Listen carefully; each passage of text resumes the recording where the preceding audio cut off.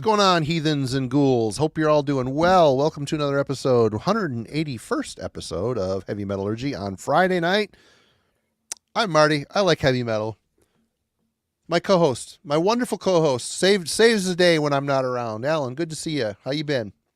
Doing all right. This is the first time we've both been on the show together in a month, and it'll be the last time we'll be on the same show for a few weeks. Yeah, I know. I won't be here next week, so yeah, our schedules are a little different these days. But hey, we got lots of great people helping us out, filling out the roster, and still delivering fun heavy metal content for everybody on Friday nights. Great way to wrap up the week, and it's really cool to see a lot of the regulars already filling up the chat. Hope everyone's ready for the weekend and ready for a fun topic and a returning very fun guest.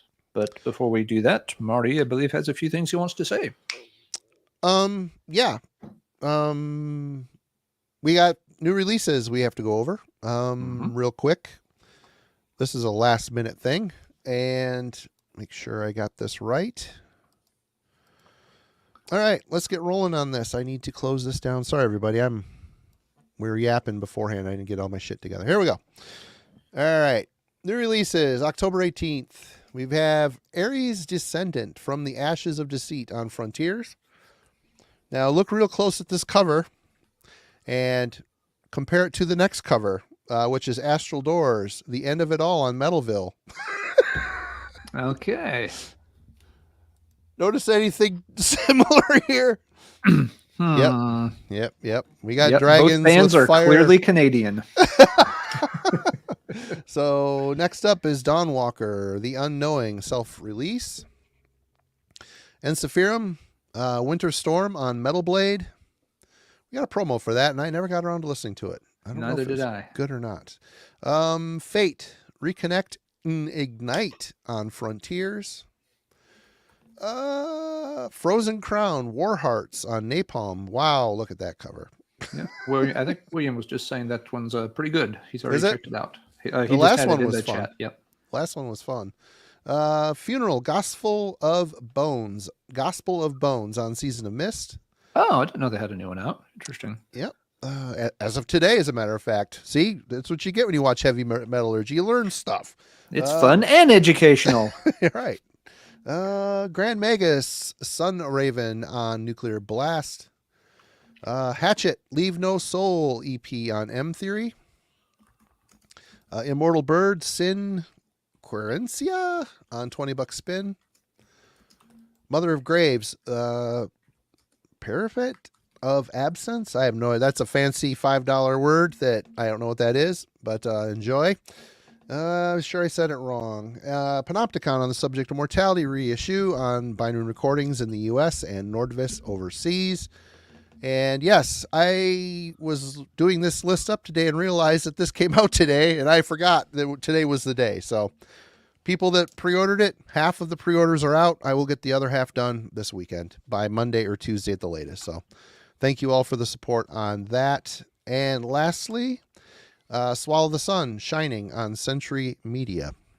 So that's it. That's an abbreviated list of new titles. I killed some stuff that didn't appear to be too relevant for us. And there you go. There you have it. Yeah, there's been if folks haven't noticed, there's been a lot of stuff coming out in October. So it's kind of like last year where there's kind of a big surge here late in the year as we head towards the holiday season. So hang on to your wallets or, start putting stuff onto your Christmas list or your Hanukkah list if it's kosher to get metal CDs for Hanukkah. Not sure about the rules on that, but if it applies to you, you probably know if that's cool or not. Right on. Well, with no further ado here, we've got a gentleman that we love to have on the show waiting in the wings. Let's get him out here. Roger Kjorvik from Norway. Hey. Welcome back. I said your name wrong as always. The way it goes. Greetings all in the chat. And so, yeah. It's good to see you. How you been? I've been good. Been busy, but as long as everything goes pretty smoothly, it's nice. So, nothing special. Channel stuff. You have had some updates. What's been going on over at your channel? Yeah, kind of picking up the pace a little bit because, the previous 3-4 months have been kind of scarcely videos, not time issue, and like you kind of lose a little bit motivation sometimes, I feel, and then I just take a break because I don't film videos if I'm not in the mood for it. So but this last months or so, I kind of had a lot of stuff to catch up on, which has been sitting in my inbox. So but I'm pretty close to kind of catching up now. So did a video earlier today with some new releases as well. So yeah. Awesome. Well, anybody in the chat that is not familiar with his channel, please go to the description and click on his link and go subscribe, because he shows some killer stuff, has great thoughts on it, and we love having him on. Insane collection, as you can see behind him there. It's 3:00 in the morning in Norway, and Mike, he's in Germany. I mean, some of you Europeans, we really appreciate the fact that you stay up with us. So, and Roger, as always, thank you. You rule. Totally rule. But tonight, Alan, what are we doing tonight? Oh, Halloween is coming up, and we usually try to do at least one, sort of Halloween themed episode each year. And this year we are doing ghostly metal songs, not albums this time, but songs, and pretty broad interpretation here. It can be ghosts, spirits, phantoms, souls, any of those kind of creatures that go bump and boo in the night. Figured it would be kind of a fun, broad topic that would be really easy for us all to pick a bunch of cool songs for, and I don't think it actually worked out that way. I think we all actually ran into a little bit of writer's block coming up with our lists at first.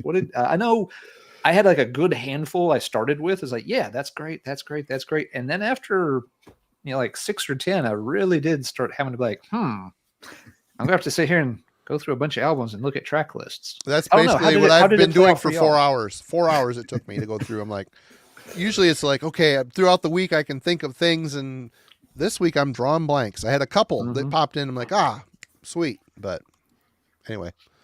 Yep. Roger, how did it go for you? Did you have a better experience than Marty and I?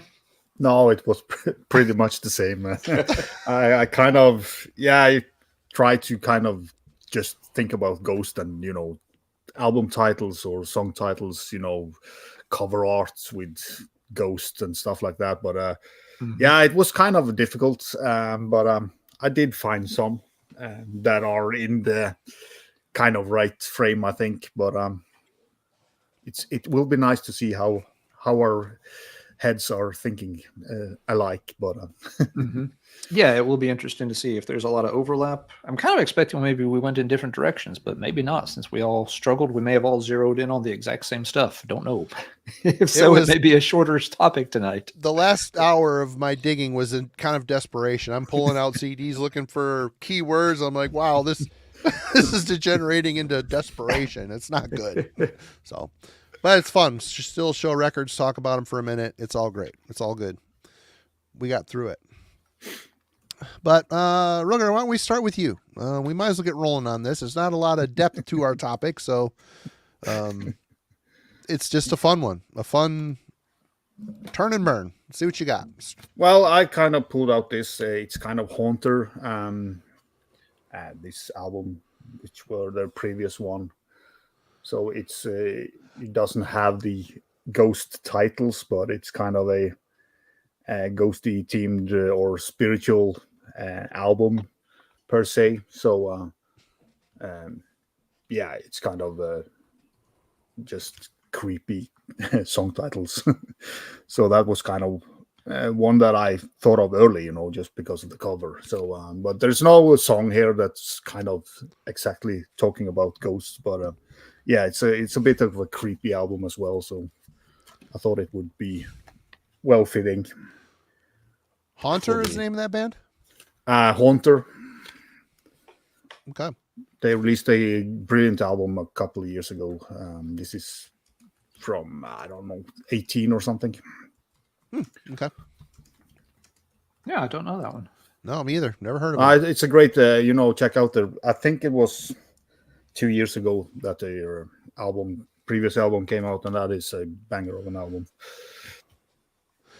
Cool. Okay. Good start. Oops, sorry, Alan. Stepping on each other's toes here. Oh, no, Alan. it's all good. Yeah, lots of, as Sunday just pointed out, lots of folks chatting in the chat right off the bat, which is cool to see. We'll keep up with it as best we can. Okay, one of the first songs that popped to mind for me on this topic is my favorite King Diamond song from Fatal Portrait. It is Dressed in White. Tons of good songs. This isn't my favorite King Diamond solo album. We've gone through those before. But yeah, Dressed in White has always been my favorite song by him. Just great chorus, very catchy, put together. And yeah, just it's, telling part of the story of this, ghostly little girl that's trapped in the Fatal Portrait. And it's a really creepy story. It's one that for a long time I didn't really fully process because not all the songs on the album tie into it. But yeah, I finally put it all together eventually. It's just like, ugh, that story is, yeah, definitely has got that heavy macabre vibe that King Diamond did quite well across his early albums and some of the later ones as well. But yeah, Dressed in White, definitely one of the classic ghostly songs for me out of heavy metaldom. Good album overall, but yeah, it's from the first time I got this album, it was always the standout track for me, and it's to this day still my favorite King Diamond track, at least among his solo stuff. I'm not comparing it to the Merciful Fate material there. That's a different kettle of fish. So I will begin with that one. King Diamond, Dressed in White. All right. Well, I might as well get my King Diamond off the page here too, and figured he might be popular. I went with the Poltergeist off The Spider's Lullaby. This is about that. Yep. This is the last of his solo albums where I pretty much like the whole thing from start to finish. I shouldn't say that because Graveyard really grew on me. House of God, I'm not a fan of. I know people seem to really like that one. I just never clicked. Voodoo, I just never listened to them. But Graveyard, I like. Give Me Your Soul, Please isn't very good. Puppet Master has its moments, but this one here, it still has the vibe. At this point, he has switched to America for recording, so that creepiness that you hear on albums like Fatal Portrait and Abigail and them, it's all kind of gone. So starting to get a little bit more of a digital feel here, but Poltergeist, it's kind of a fun song. It still has a bit of the old school spirit to it. So yeah, this is one I thought of throughout the week. All the King Diamond songs or Merciful Fate I could have picked. I said, screw it. I'm picking an oddball one. We'll go with the Poltergeist off of The Spider's Lullaby. That's a good choice. And it is a pretty solid album. Yeah. Yep. Can't complain about that one. A lot of folks were very anxious. I remember when that album was coming out, King Diamond was pretty popular in the area I was living in. And folks were like, it's been a minute since the last one. Is it going to still be good? Because so many other bands were changing their sound and style around that time. People were really worried. Like, what is he going to do? Is it still going to sound like King Diamond? Is it going to sound like Biohazard or something? But yeah, thankfully he pretty much stuck to his roots and delivered quite well. All right, Roger, what do you have next? Well, we're gonna with a double ghost here. It's Swallow the Sun, Ghost of Loss, and there's a song here called Ghost of Laura Palmer. So that's kind of a death doom, pretty good album by these Finnish guys. Nothing scary about ghost boobies. No, it depends on the ghost and how she turns out after a while. Nightmares.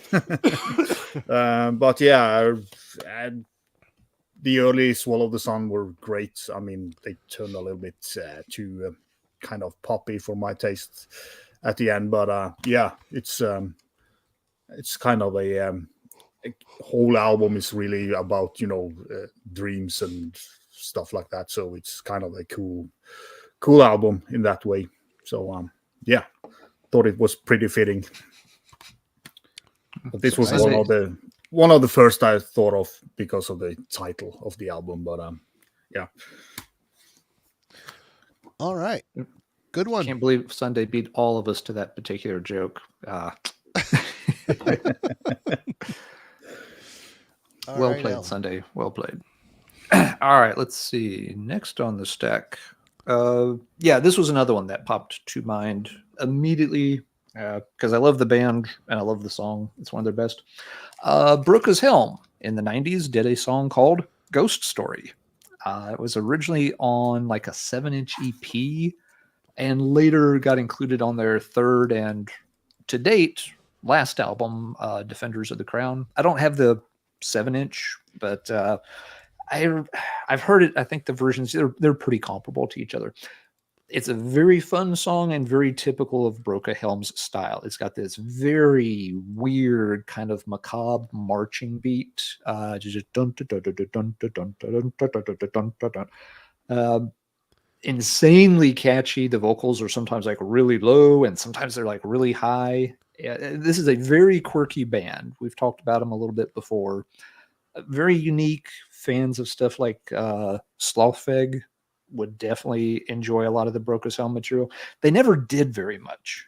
For as long as they've been around, they only have 3 albums and a few other releases here and there. But yeah, the Ghost Story track off of this one, it just has this great kind of macabre waltz to it. You could very much hear it. It sounds like it's something that should be played almost in the background of like a Tim Burton Halloween type movie, is a good way to describe it. So yeah, if you have never checked out the band, dial up Ghost Story this October. Good one to add to your Halloween playlist. I don't know all the lyrics in it, so I'm not sure exactly what the Ghost Story entails, but it's one of those songs that will really get stuck in your head very, very fast. Love the band and love the song. We should have, so one of us should have pulled that one. That would have been a good one, Ryan. All right. Next up for me, this is another one of the 2 that I thought of this week. This one popped in pretty early. But Fate's Warning, The Spectre Within. We've got The Apparition. Yes. Holy crap. I was listening to it today while I was cooking dinner. And what a great song. Halfway through with the music, the middle part and the music break, I love how John Arch he real tastefully lays the words in there. Really fits with the energy of the song. Great album. Great song. Love it. And yeah, I don't know what more to say other than The Apparition. Love this. And the name of the album, Spectre Within. So there you go. Yeah. Is that the best Arch era Fate's Warning song that's not on Awaken the Guardian?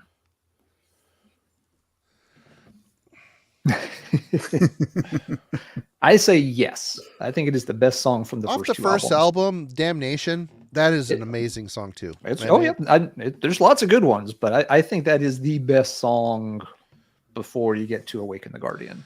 It is an amazing song, epic. Yeah, the big bridge where they kind of are going through the story parts. Yeah, absolutely spine tingling.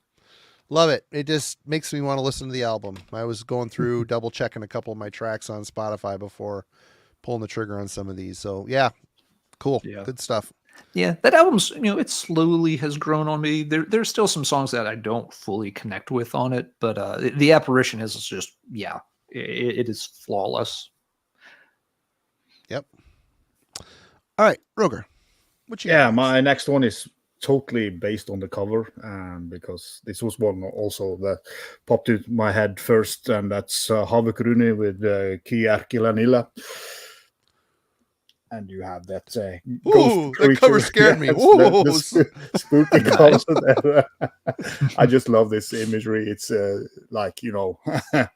pretty badly done if you look at it closely. So, but it's fun. One of the better Finnish bands the last 10 years. Yeah, definitely. Plays black metal with a lot of heavy metal in it. If Running Wild played black metal, it would probably sound like this. There's a lot of Running Wild riffs in their music, and I just love this band. This is their latest EP. Okay. And, it's just great. And the record label, they sold out everything pretty fast, but they were quick to announce that there will be unlimited represses of Havregrune's stuff, because just 2 days after I got my copies of the previous album, it was on sale for Discogs for stupid prices. But then the label just went out with a statement that, you know, it will be represses unlimited. So That's that nice. was pretty cool to do that. So kind of stop these speculating people that are buying up stuff and selling it for stupid money. So yeah, thought it was a great deal from the label to do that. So yeah, I wonder why they didn't just do it as like a larger press in the first place, where they had to know there'd be a pretty good response, because that band, the later albums were pressed pretty much, but I don't know, they just flew out to the pre-orders just sold out everything. So I just think they kind of blew up a little bit faster than the label, or the label wasn't anticipating their popularity. So but it's kind of a black metal that a lot of people can get into if you're not a black metal fan. Kjorvik could be a very nice entry band for you. So just because of its kind of heavy metal solos and you know, heavy metal riffs and several clean vocals layered upon each other, and it's just a really cool band. So I would love to see those guys live. I think that would be an awesome gig. Yeah, that's a good point, because while you're exactly right, they have those traits that kind of make them more accessible as an entry-level band, but they don't have any of the, like, you know, slightly corny features that some of those other, you know, starter bands might, you know, like Dimmu Borgir might have. Kjorvik don't really ever have those vibes about them. No, it's just like pure metal, you know, but it's kind of towards the black metal side, but it is so kind of feels so real and not any, like, they're not trying to be anything evil or whatever. It's just guys playing what they love to play. It feels very real and awesome music. Yep. Agreed on all counts. Yep. And I didn't know they had a new EP out, so maybe when it gets repressed, I'll have to look into that. Yeah, well, this came out. I've yet to hear them. I've shown people showing them off, but I've never heard them. Oh, so it's been out already a little bit. Okay. Yeah, I completely missed it then. This is 21, and I also have first edition printed here. So very cool. Awesome. All right, another band I need to check out. Have not done so. And Ellen. All right, let's see. This one I had forgotten about. So this was one when I started digging around. I was like, I'll bet this band has something that would work. And yep, sure enough, they did. Going to Agalok. Sorry, there's a little bit of glare there. With Marrow of the Spirits. And next to the last track is Ghost of the Midwinter Fires. It's not going to show up because it's like a dark print that's embossed on the digipack. But yeah, it's second to last track. It's a very good one. Pretty typical Agalok style. You know, it's got that, you know, melodic black metal, slightly Cascadian vibe to it. Overall, I like this album a lot. It doesn't seem to get a ton of respect. I think it's maybe mixed reviews from a lot of folks about this one. And I understand it's not quite on the same tier as the first three albums. You know, for most folks, especially Pale Folklore and The Mantle, are going to be way up here and nothing else is going to ascend to that high. Okay, fair enough. But I think this one is still pretty good. I know it has a little different production to it and stuff, but I never thought it was really that big a step down in quality that it deserved to get, you know, crapped on or get bad reviews from folks. That I never really got. There was a lot of hype when it came out, and I thought the album delivered really nicely. I already knew this wasn't my first Agalok. I think, like a lot of folks, I first heard them maybe on The Mantle. But yeah, it's still a very solid album by them, and Ghost of Midwinter Fires is a very cool song. If I remember right, it's one of the longer ones on here. I haven't played the entire album in a long time. But yeah, just more solid material. The album after this, I can understand that one, why people aren't into that one necessarily. But I like this album. I like this song, and I'm hoping that we'll get some new Agalok material here maybe within another year or two. The band is, you know, back together. They've got a new drummer, the very, very talented Hunter Ginn. And it seems like, the reunion, well, not reunion, but the kind of quote unquote comeback shows they've been playing have been going over really well. They played in Australia recently for the first time. So things are going well. The new lineup, the guys get along really well. We can only hope that it leads to some new cool music. It feels like a project that ended a little too soon. So here's hoping that they really do get their second wind, and it's not just a comeback to play some old stuff, but to also write some new stuff. Right on. Okay, let's see what I have next here in the pile. I have a feeling this is going to go pretty quick tonight. All right. The title track, Transylvanian Hunger. I remember when this album came out. I bought it on CD, the original pressing, down at a place called Radio Kilroy in Grand Rapids, Michigan, on 44th Street. And paid $25 for it. It's the original pressing. This is not. This is a reissue that they shipped. Oh, fuck. God, I hate that crap.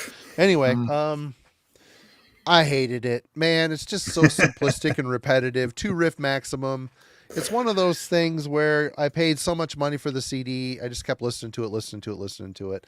And, keep in mind at this point, still my favorite Dark Throne is Soulside Journey. I ended up really liking A Blaze in the Northern Sky. I got this before I got Under a Funeral Moon. But the riffs are so simplistic, and it's very authentic. You could tell it's very focused, and the way it's played, the vocals, Ted's vocals on here, he was always my favorite black metal singer. He just, great voice. And then, I was going to pick Graveyard Slut off of that Cult is Alive, but that album is the decline of Dark Throne for me. I like the single before it better, with Grudela. No, wait, who sang on the EP? Isn't Grudela sing on the EP on one song? Don't know. I don't know. Graveyard Slut's got different vocals on both pressings, but anyway, yeah, Transylvanian Hunger. It's got the way this thing is produced. It's very lo-fi in a rehearsal room, but it has the atmosphere, it has the vibe. I don't know how he managed it. It must have been luck of the draw type of situation, but I don't know.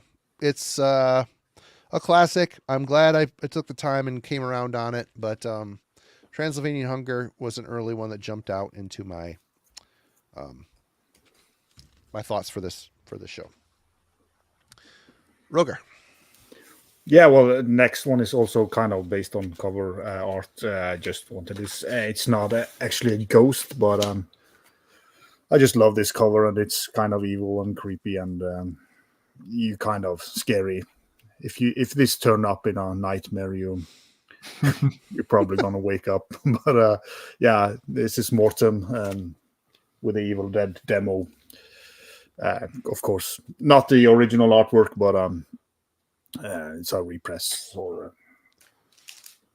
Wayne's Full of Wrath Productions released this one. So yeah, and it's kind of Demon Tail and Succubus, Evil Dead. It's all kind of ghostly and nightmarish in that sense. So but I just think this is one of the coolest and creepiest covers there are when it comes to that part. There's also a big ass poster of this inside, so it's a very cool release to have. I've never even seen that. I've never seen that cover ever. I haven't either. No, the poster is very big, so you can put it up in your bedroom so you can wake up to that image. No, thank you. Yeah, no. Of all the old classic horror films, there were only 2 scenes that ever really wigged me out a lot.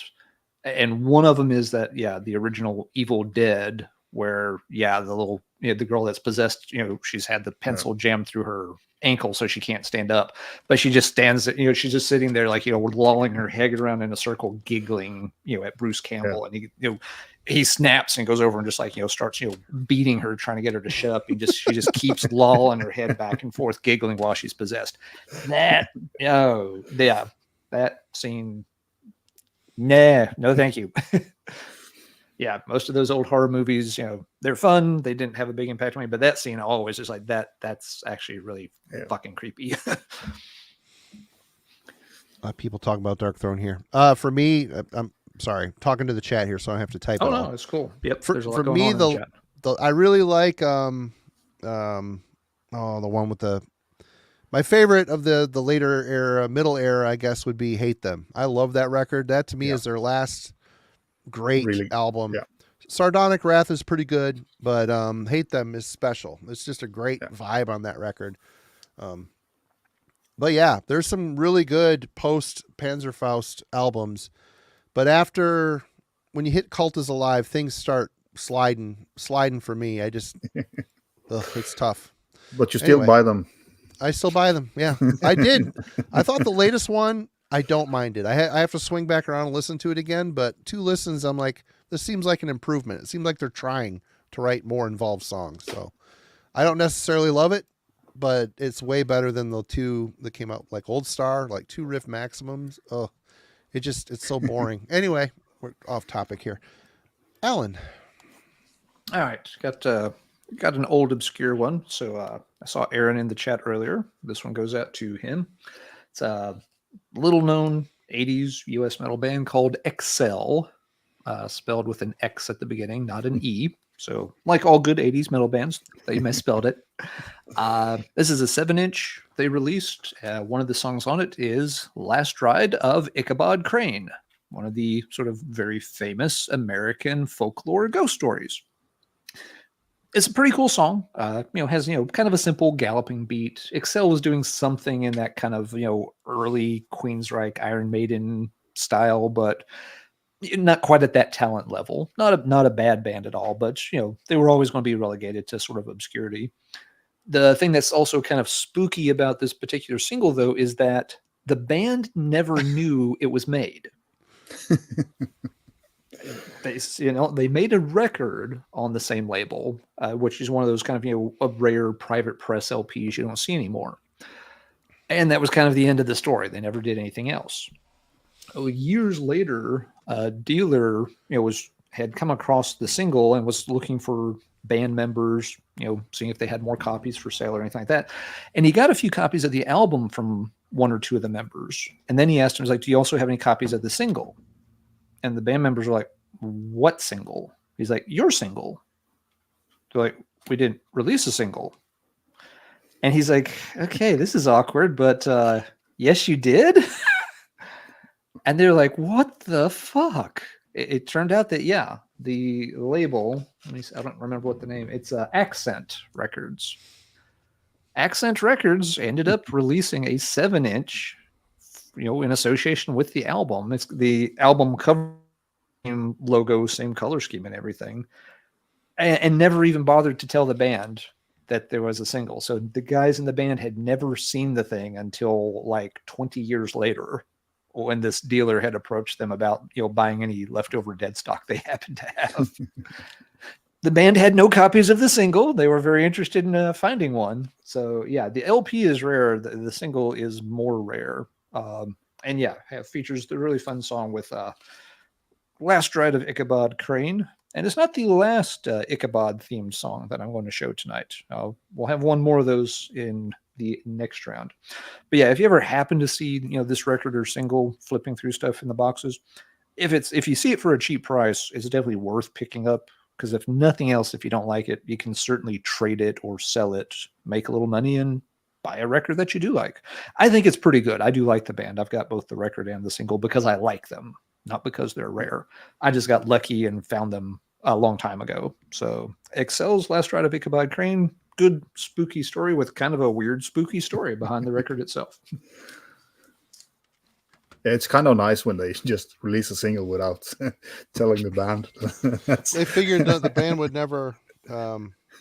Let's make some money without. Yeah. Yep. And if they sold any copies, it worked. I'm not sure they sold very many though. Oh. All right, Marty, what is next on your list? Well, let's go with the classic. Scream Bloody Gore. Of course, we've got Zombie Ritual. Classic song. Love the vibe of it. This album, still to this day, first Death I ever heard, is and will forever be my favorite Death album. It just is. This is a Century Media 1999. I don't know why I didn't grab the OG press. I just grabbed this one for some reason. It's got 2 weird bonus tracks, Open Casket Live and Choke on It Live. I mean, I guess it's kind of in that realm, that era, but why not pick a couple songs from this album to put there is the live tracks. But yeah, and they also have on here Evil Dead if you want to push it further. So I have a twofer here. Love I thought you were going to go with Evil Dead when you showed it. Zombie Ritual. Yep, for sure. And that's a very, very good one too. Yeah. Love the riff. Love Chuck's. I love Evil Chuck. Evil Chuck vocals are just super sick. His screams are so sick and classic for sure. But yeah, even the cover, it's a one of replicas that I like. It's a replica that I like. Typically, I'm not a big fan of his stuff, but this one just always, you see that image at Meet, you know what this is going to sound like. So yeah, it's funny. Devin mentioned when you showed Dark Throne a minute ago, that was like the album that launched 1,000 clones. Yep. Scream Bloody Gore, same kind of thing. Great album that launched 1,000 other bands that to this day just want to do exactly that exact same thing. It's like Entomb took the mantle, the throne after that for twice. I mean, you have Left Hand Path and then you have Wolverine Blues. All the bands that started sounded like Wolverine Blues, that groovy death metal shit that was coming out, which it works. It's good. It's fun, but Grave did it. Sultry did it. Dismember tried on Massive Killing Capacity, and I don't know. We're all sheep. We follow. I mean, a lot of times, especially early on, it can be that kids hear it, really, it blows them away, and they like, man, I'd love to do something like that. So they kind of follow in the footsteps. It's not always disingenuous, or no, human nature. Especially with a band like Death. It's not like Death was all of a sudden, raking in Bon Jovi money or anything like that. Nobody's thinking like, wow, we're going to become multimillionaires by copying Evil Chuck. So, I think a lot of it, was really well-intentioned, enthusiasm and fandom. But sometimes you do hit a critical mass of that and it can become a bit too much. Yep. All right. Broker. Yeah, it's like what you inspired. You get inspired, that's just how we do. And and a lot of bands have sprung out because they heard it, and this is exactly what I want to do. They have been searching for it, but they kind of need someone to show it to them. So next one is Sweden's Nominon, with the album Diabolical Bloodshed. And I haven't listened to that band in 100 years. 7-track No Holy Ghost Shall Rise. Nice. So, this is one of my favorite kind of what I call evil death metal, kind of a little bit Blackened feel to them. Do have all their albums and splits and singles and whatever. So I'm a big fan of this band. And one of the early ones to pop out just because of that No Holy Ghost song. So just a great band in my opinion. Kind of, it is in a way easy listening, but it's also kind of ticking the boxes that I need for some evil straightforward death metal. So Nominon from Sweden. Are they still together? And I'm not sure. They did break up, but I kind of in my head that they reformed, but they stopped playing at least like 10 years ago, but they might have been reformed as a lot of bands did. They kind of gave up and then suddenly everything started to selling, and so kind of got back together, or they just missed playing. I think a lot of these bands were kind of so small that it was kind of starting to become a little bit, not as fun. But then you stop and then you realize, you missed the fun, so they start again. So Yeah. just like Slayer. No. You're right. All right, Alan. Very cool. That's a wicked song title. I like that one. I don't know the song, but I'm going to have to look it up. All right. We'll do another oldie but obscure goodie. And another one that is based around the Ichabod Crane story. This one, the song is called The Bridge, and it's by a band. Oh, I forget whether it's a U.S. band. I forget which state, but they're called Victim as the Stay Hungry EP. Now, this right here, this is everything you ever need to know about heavy metal in the United States in the 1980s. Guys, my sister's a really good artist. These guys are into it so much they're eating the guitar. None more heavy. But yeah, it's an okay EP.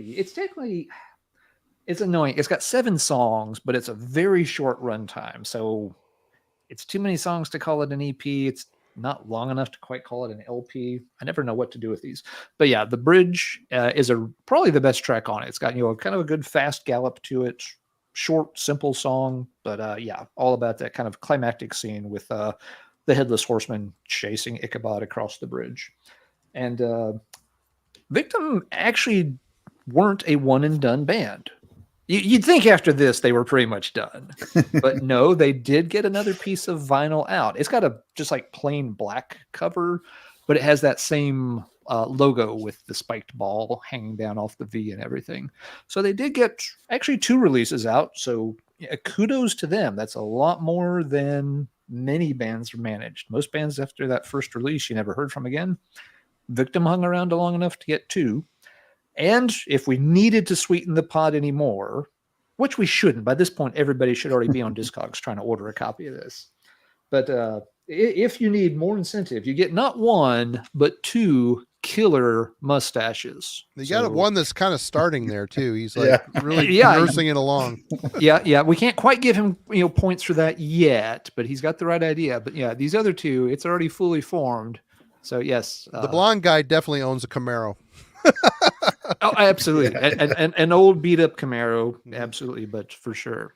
And yes, if Aaron doesn't have this like framed above the mantle in his house, I will be sad and disappointed because why wouldn't he? But yeah, all joking aside, The Bridge is a cool song on it. It's a decent release. It's not going to win any prizes, but it's not bad at all either. I liked it enough that I tracked it down 20 years ago, and I'll take it out and play The Bridge every now and then. Cool song that does give it that one track to hang its hat on. And I think that will be my last Ichabod Crane song, but I did find 2, which I thought fit pretty well. So, all right, I'll put this one away, and Marty, what you got next? Well, we got Witch's Brew by Manila Road on Open the Gates. Absolute classic. I didn't want to dig too deep into their catalog. I'm sure there would have been a couple here and there, but this one came to mind pretty quickly. And I own all of their albums on vinyl except for Circus Maximus, which I'm not going to get on vinyl. I have the CD. And just digging through, looking at it, I'm like, I feel a marathon coming on. So this could be going in the shop here, and I'm going to be listening to a lot of Manila Road here coming up. But yep, Witch's Brew, great song on a great album. This is where they went a little faster on this one. You could tell they're starting to be touched a little bit by the thrash bug. Not that they went full thrash, but you know what I mean. They got a little bit more aggressive here and there as the times went on. That's the first one with the new drummer, new at the time, right? Yeah. I always forget his name. Fox, Randy Fox, or is it Fox or is it the guy who replaced Fox? I feel like was there a Fisher backwards. And a Fox? I don't know. Of course, their names aren't on the. Names aren't on the thing. Oh wait, here we go. Yep, Randy Thrasher Fox on drums. Okay. Yep. Yeah, I think that's the first one with him behind the kit, so which accounts for the sound changing a little bit. Yeah, very good album. You're right. It is a little faster, heavier, but not in the thrash vein yet. It still has a lot of similarities to Crystal Logic, and just the heaviness, and some of the slower tracks are still really majestic. Corey, did you end up getting the Halloween CD? What'd you think? All right. Oh yeah, Corey caught Marty and the Glorious Dead live last week, so very cool. And good to meet Halloween, you're welcome. That's another CD sale you owe Marty some royalties for. I'll be sure the band gets it. Yeah. All right, Roger, what you got? This is Voices from the UK. The album title is Breaking the Trauma Bond. Song number 5 is Ghost City. This is one of the kind of offspring bands that appeared when Akkerkokke took a break. Has Gray on drums and Loins Benjamin playing here. This is more kind of avant-garde, more clean vocals, a little bit more kind of experimental in a way, but still a very good project. Not their best album, this one, but it had the Ghost title, so there was kind of 3 or 4 bands that kind of emerged from the kind of it turned out to be a break from Akkerkokke, but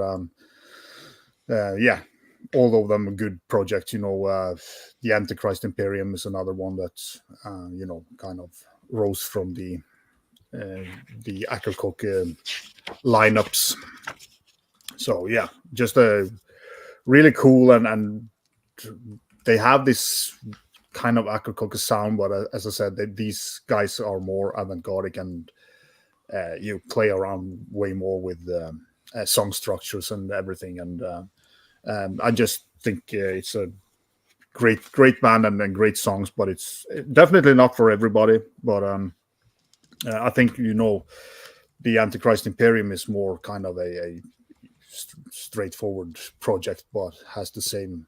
These old bands are connected in the sound, but you can hear that it is a kind of a group of people that makes the music, but it's still very different. So I think that is cool and quite impressive that they managed to release so many albums from the kind of same ground ideas, really. So All right, Ellen. Let's see. Just firing off some stuff in the chat here. Next one was also one of the very first things I thought to pull for this topic. One of my favorite albums from the 1990s, and Roger kind of alluded to them earlier. Running Wild with the Blackened In album.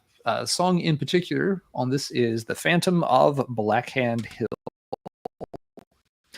There's a couple of songs on this album that tie together to tell a little bit of a ghost story. The intro narration talks about this guy who was kind of like some kind of sorcerer, could see the future and stuff, and end up getting burned for witchcraft and heresy and all this. He's a pirate, and he kind of declares there's going to be a curse on the place they're burning him.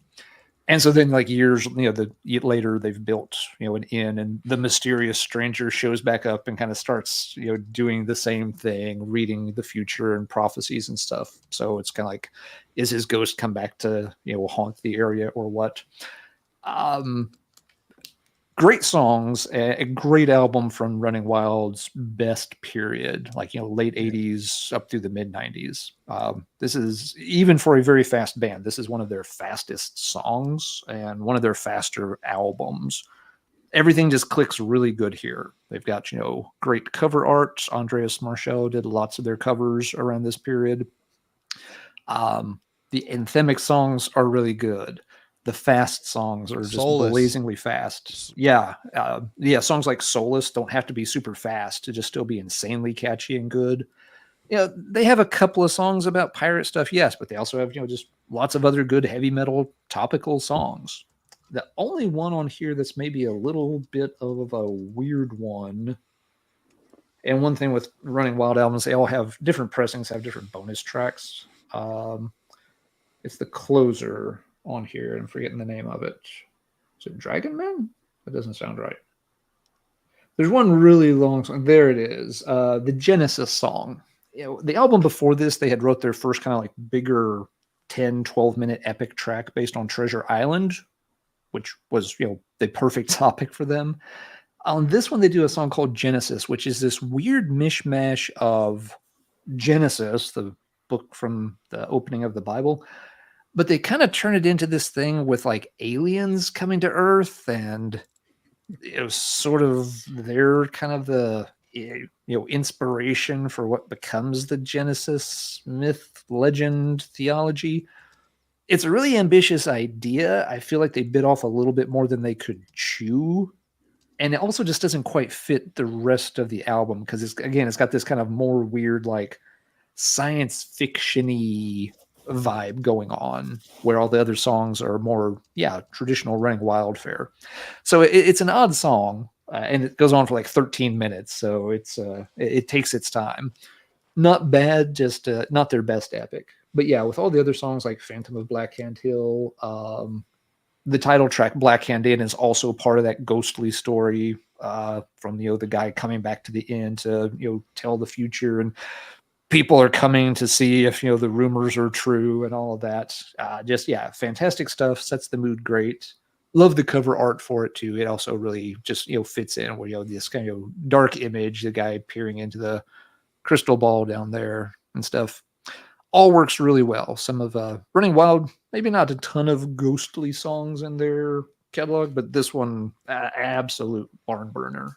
A lot of folks I know have checked out maybe just a couple of Running Wild albums from the 80s. If you want to check out a really fantastic one from the 90s, check out Blackened. Agreed. If you don't like it, that's fine. It'll tell you right away you don't need to check out their other 90s albums, because if you don't like this one, you're probably not going to like the others. They're very consistent through most of the 90s. And they absolutely, it's pure German power speed metal like this throughout the decade. And it's a real shame those albums get overlooked because they're great. They are great. All right. Well, copying off the professor's paper here, but I picked Black Demon. Deliverance, Black Demon. This is when they were, you could have lumped these guys in with Venom a little bit. They had the pseudo satanic vibe thing going on. But still they were unique. They didn't sound like Venom. They just had that feel and spirit. They kind of come from the same era. I had to start doing something with demons at one point. I was thinking, oh, this is going to be easy. But when you start digging through CDs, it's Satan, Satan, Satan, Satan, Satan. I'm like, crap. I need more ghosts and ghouls and zombies and stuff. But I said, next year we'll do devils. That'll be a lot next we'll easier. do the devils. Yeah. Favorite devil metal. Yeah, for sure. But Black Demon, I'm like, I'm sliding that in there. That's a safe bet. But what Alan said about the 90s era, 100%. And I like the 90s era more than I like this stuff. This was the first Running Wild I ever heard as a youngster. I had the tape. But I love it. This is their debut, full length, and it's really, really good. Yep, a couple of those songs still show up in live performances. Prisoner of Our Time, I'm assuming it's still on their live set. It was like their big closing number forever. Yeah, Prisoners of Our, isn't that kind of like the We Are Running Wild? That's kind of like their Iron Maiden song. Exactly. But as a youngster, I always cracked me up the English. Genghis Khan, just little things. Folks over there, they have different ways of saying. Like Roger, it's Roger. Yeah. To us, it's Roger. It's Roger, and it's just the way it is. And when I was younger, I didn't really know that. I'm just like, what the heck? This guy's English isn't very good, but it added to the charm of this record and the pseudo Satanism and shit. It's fun. It's a fun record. It's totally not. They became Running Wild when they opted for the pirate thing, as far as I'm concerned. But still a classic. It's a great heavy metal record. It's a fun listen. Great band. Such a long run of amazing albums, one after the other. Even now, they're putting out albums. Are they amazing? No, but they're good. It's just good. Maybe a little long-winded, but still good. Yeah, they're not they're not going to be top on anyone's list, I don't think. But they're back to form. They're worth hearing. They're doing it right again. But yeah, you're right, Marty. I was trying to count. Running Wild has one of the longest streaks of good to great albums ever. If you start, Gates to Purgatory, the debut you just showed. Then you got Branded and Exiled, Under Jolly Roger, Port Royal, Death or Glory, Blazing Stone.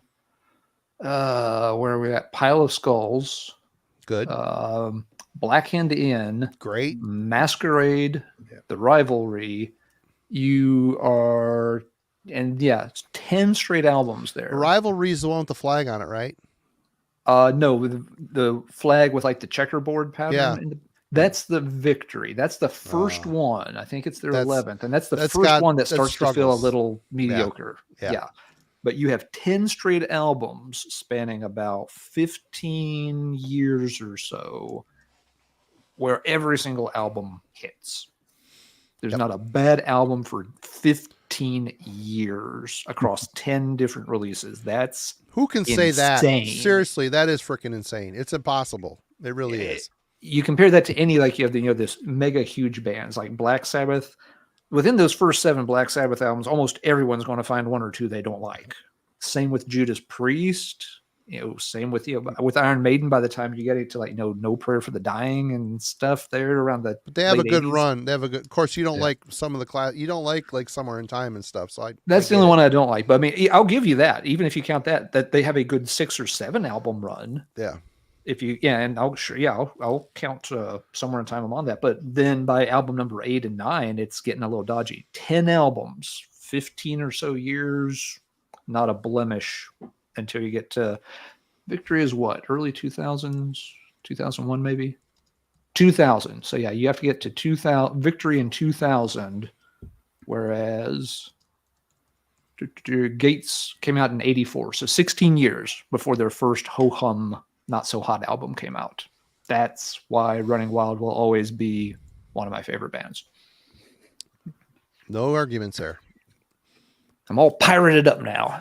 Roger's laughing. I don't think he agrees with you on this. Or do you agree? Are you a fan? Of Running Wild, of course. Yeah. I mean, a band who puts out an album called Under Jolly Me. It's, of course, more than welcome. But I kind of stopped with Masquerade is my last one. After that, I just stopped because, you have these long discographies, and if you didn't keep up with them, how many bands should you kind of fill up? This is one you should, because you have 10 fantastic albums. You stopped after Jolly Roger?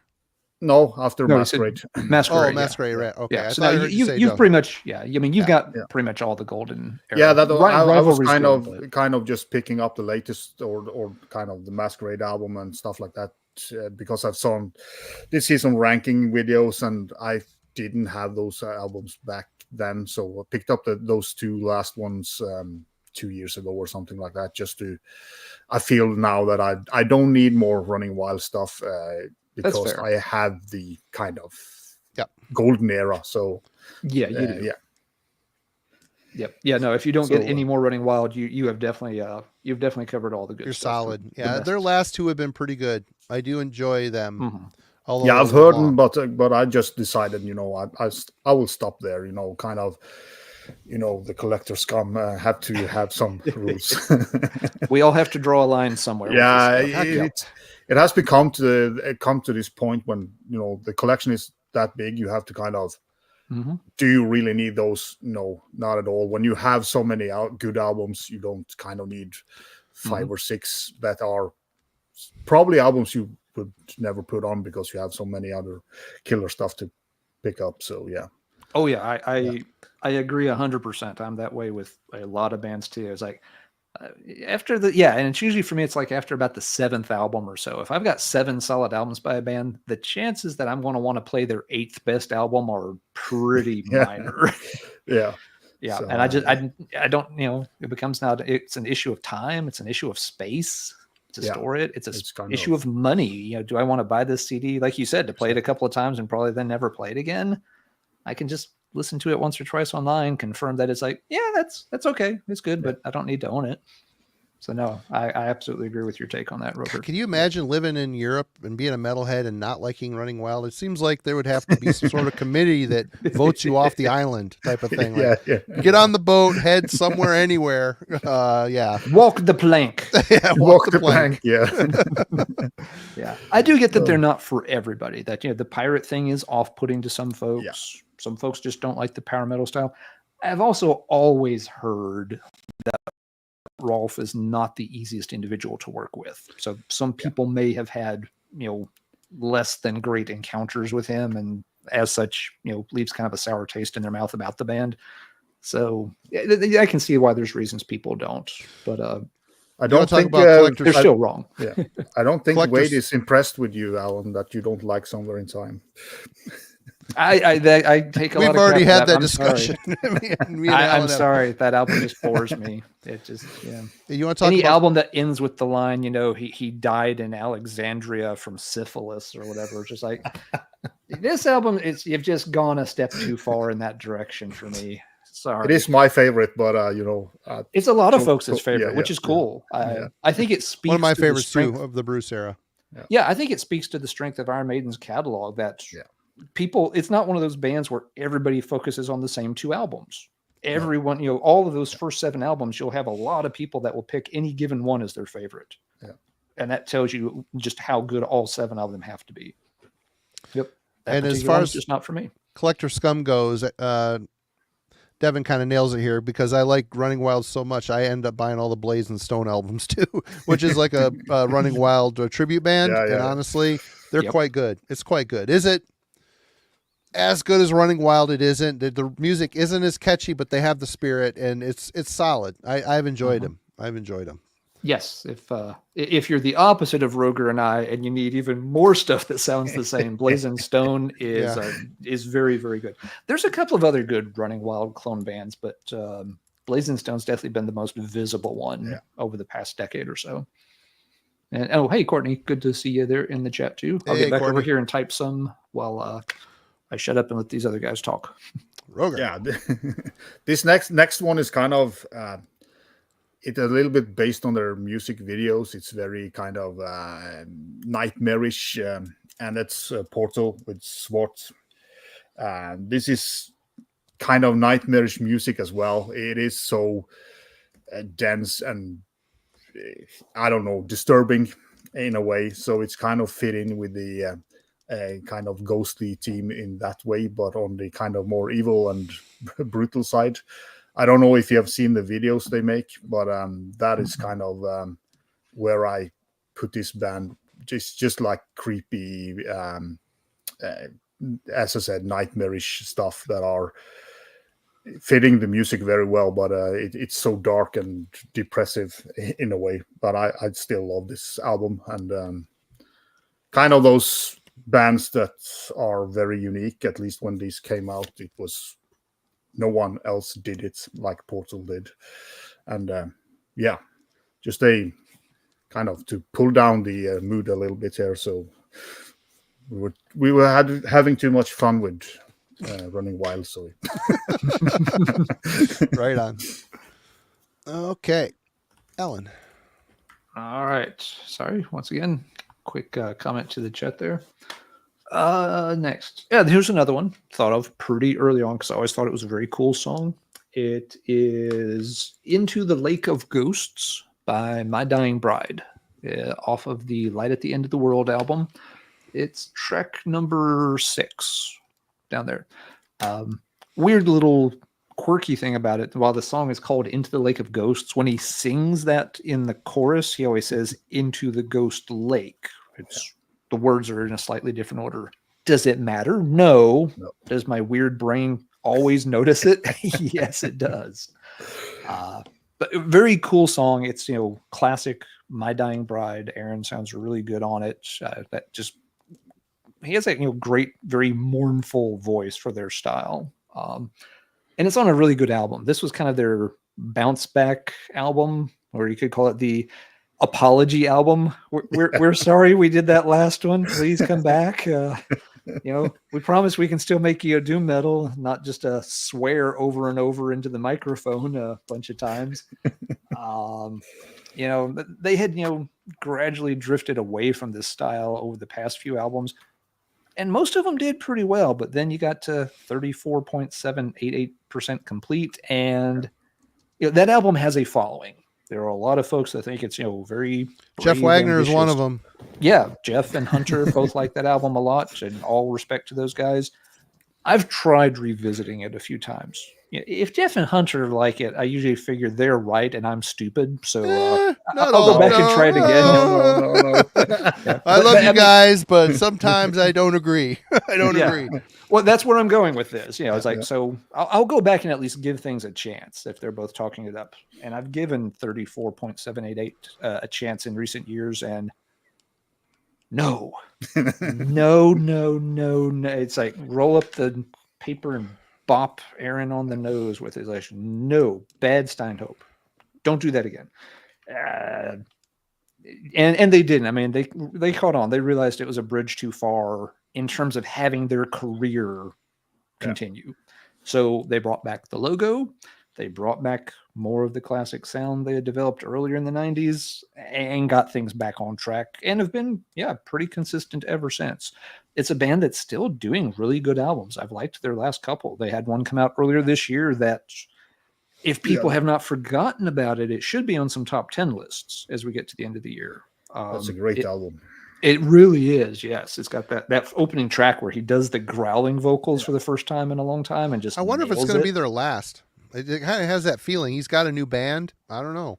No, I think there will be more My Dying Bride because, he just wanted an outlet for some of his kind of different ideas or different stuff that he has. But, he doesn't write the My Dying Bride music. So there will be more. And I'm pretty sure that he's not fed up with My Dying Bride based on interviews I've seen with the guitarist and stuff like that. So, yeah. Good to know. Yeah, it's a band where members have come and gone over the years. So it's never been like a really long-term stable lineup. But they're still doing very solid stuff. It's not a band that's just rehashing the same old album a million times over. So hopefully they do. But Into the Lake of Ghosts is, a really good track from a really good album, and it fits our theme really well for the night. So I'll pass it now on to Marty. Drink more Red Bull because I need to be more more jacked up and chatty tonight. Well, back when this came out, this was top tier. This band was on my radar. It was on my player all the time. But Canada's Sacrifice off of Forward Determination, we got The Entity on here. What a great album from start to finish. Torment and Fire is certainly a more raw starting point. This here, they really streamlined it. They just got a better production. Everything about this album is fantastic. I love it so much. I can still put this on, air guitar, scream along with every single word. They started to lose me at the next one, Soldiers of Misfortune. They started to get more Metallica on there. Maybe there's signs of that on here on occasion, but The Entity is a good ghostly type of track, even though it's, Canadian thrash. It's still love it. I love this band. The first two albums anyway. Afterwards, I have a few holes in the collection. I've never heard Apocalypse Inside. Is that any good? Has anybody heard that? Yes, but it's been 25 years ago. Yeah. I heard it when it came out. I don't remember being very impressed by it, but even the one before that, Soldiers of Misfortune, I always thought that was kind boring. It's a very B. I saw him on that tour too, opening for Morbid Angel, and it was just so long-winded. It was the changing of the guard. Yeah. In fact, they kept playing. The sound guy turned off the PA sound because they played long over their. They played way over their allotted time, but but this is where they're great. This thing, okay, because Jay, every time I go to buy Apocalypse Inside, I know it's been reissued, so I can probably find it cheap. But at the time I was looking, even the tapes were expensive. Mm-hmm. For people on eBay that post, 30, 40-year-old tapes for starting price $30, screw you. Yeah. Seriously. And tested. Bullshit. You put it in, you saw it go around, and I buy a tape, and it's like halfway through, it was like, screwed again, So screw tapes. Anyway. Before termination, the entity. That was my long-winded way around that one. So, Roger. Yeah, well, I can continue with My Dying Bride and The Ghosts of Orion, which Good call. is their second to last album. This album is kind of it's a bit divided because I like half of it. I think it's great, and the other half doesn't work as well. But this was in a period with Aaron. I think his daughter was sick around this period, and the album wasn't written as a band. It was just everybody doing their parts here and there. And the guitarist I saw an interview with him was not happy with the process of the whole album because it just came out wrong. They should have postponed it. But yeah, I don't know if the label pushed them or they felt they had to do it. But you can feel it a little bit in the energy that some of the songs are not working as good as they should, and some of the production as well is kind of uneven on this album. But they return to form with a new one that's just awesome. You have on the new album you have like a whole song with growls, and he hasn't done that since the early days. So yeah, but still some really good songs on this album, but it's kind of a little bit up and down, and for good reasons. When I saw that interview with the guitarist, I understood why, but he was way more happy with the new one because they were back as a band and kind of write and test out ideas together is what they always have done. So it's kind of, yeah. Therefore, also kind of saw an interview with Mr. Stainthorpe that he loves doing My Dying Bride. It's just a new project. It's just him getting out some other stuff into Alpha's system. But I don't think My Dying Bride will stop playing in the near future. It was just weird how it all they went on hiatus just as that new album dropped, and they had to cancel all the festivals, all the promotion essentially they were doing for the albums was on podcasts. Yeah. They weren't playing any shows for it, which is usually a sign that something shitty's going on. Yeah, something's happening. But yeah, but I think it was Miss Stainthorpe's daughter who was sick, so there was something. Yeah, I think that was pretty serious stuff going on there. So that is the reason why for that album. So, all right, Alan. All right. If you want to pull that, Alan, I didn't pull it. I totally forgot. I was looking at his other band to pull. No, it's good. We're all good. But I would agree with you. The production on a Ghost of Orion is a little strange at times. If sometimes I will put that on and it just will. This production just kind of throws me off. I'm like, I don't think I want to listen to this right now. But there are some good tracks on it. Let's see. Next up. This one I forgot about until I started digging into the CD stack a bit. Fun band, another band that feels like it kind of burned out a little too fast. The Devil's Blood. This is their debut, Time of No Time Evermore. And track number 3 is called I'll Be Your Ghost. This was one of those bands early in the 2000s that helped popularize the comeback of the whole 70s occult rock, satanic rock. I never quite know what to call it. It's not just 70s hard rock, but it's got that slightly acid buzz sound about it. But all the lyrics are leaning into the Satan is cool, dude kind of vibe. And it's become its own little subgenre. There's a ton of bands that do it now. Devil's Blood did it extremely well. In metal circles, this was one of the first bands I remember blowing up kind of big, relatively speaking, from the MySpace era, that they recorded like a 3 or 4 song demo, put it up on MySpace, and the next thing I knew, everybody was talking about it on places like Metal Maniacs Forum, Lapland Metal Forum, and pretty soon they got picked up and put out a 7-inch. I think it's one of the earliest releases on the Van Records label out of Germany. And pretty soon after that, they had a full record deal, put out a couple of very good albums. The songs are always very catchy. These bands tend to always have a female vocalist kind of going for something in the Jefferson Airplane kind of vibe of, vocalist with, a lot of, texture and emotion, but, can sound a little bit kind of spooky or detached, as well when she needs to. And yeah, both albums are quite good. They had an EP in between that was pretty solid. The original single is pretty good. And when they were recording the third album, the lineup just collapsed for reasons. So that material eventually got released, but it was basically just a collection of unfinished songs. They're pretty rough shot. Didn't the guy kill himself? I don't know. Was there a suicide involved? Yeah, I think so. Oh, okay. Is it like a brother-sister type of thing, and the brother killed himself? Yeah, I do not know. There was some relations with two of the members. I don't remember exactly. I thought they were like brother and sister, but the main composer, guitar player, killed himself or died. I think it was. I don't know for sure. I thought I heard it was a suicide, but it could have been. Yeah. I'm not sure. That's interesting. That would definitely explain what happened with it. The vocalist did pop up with a new band just a couple of years ago. It was like 2020, late 2020, early 2021.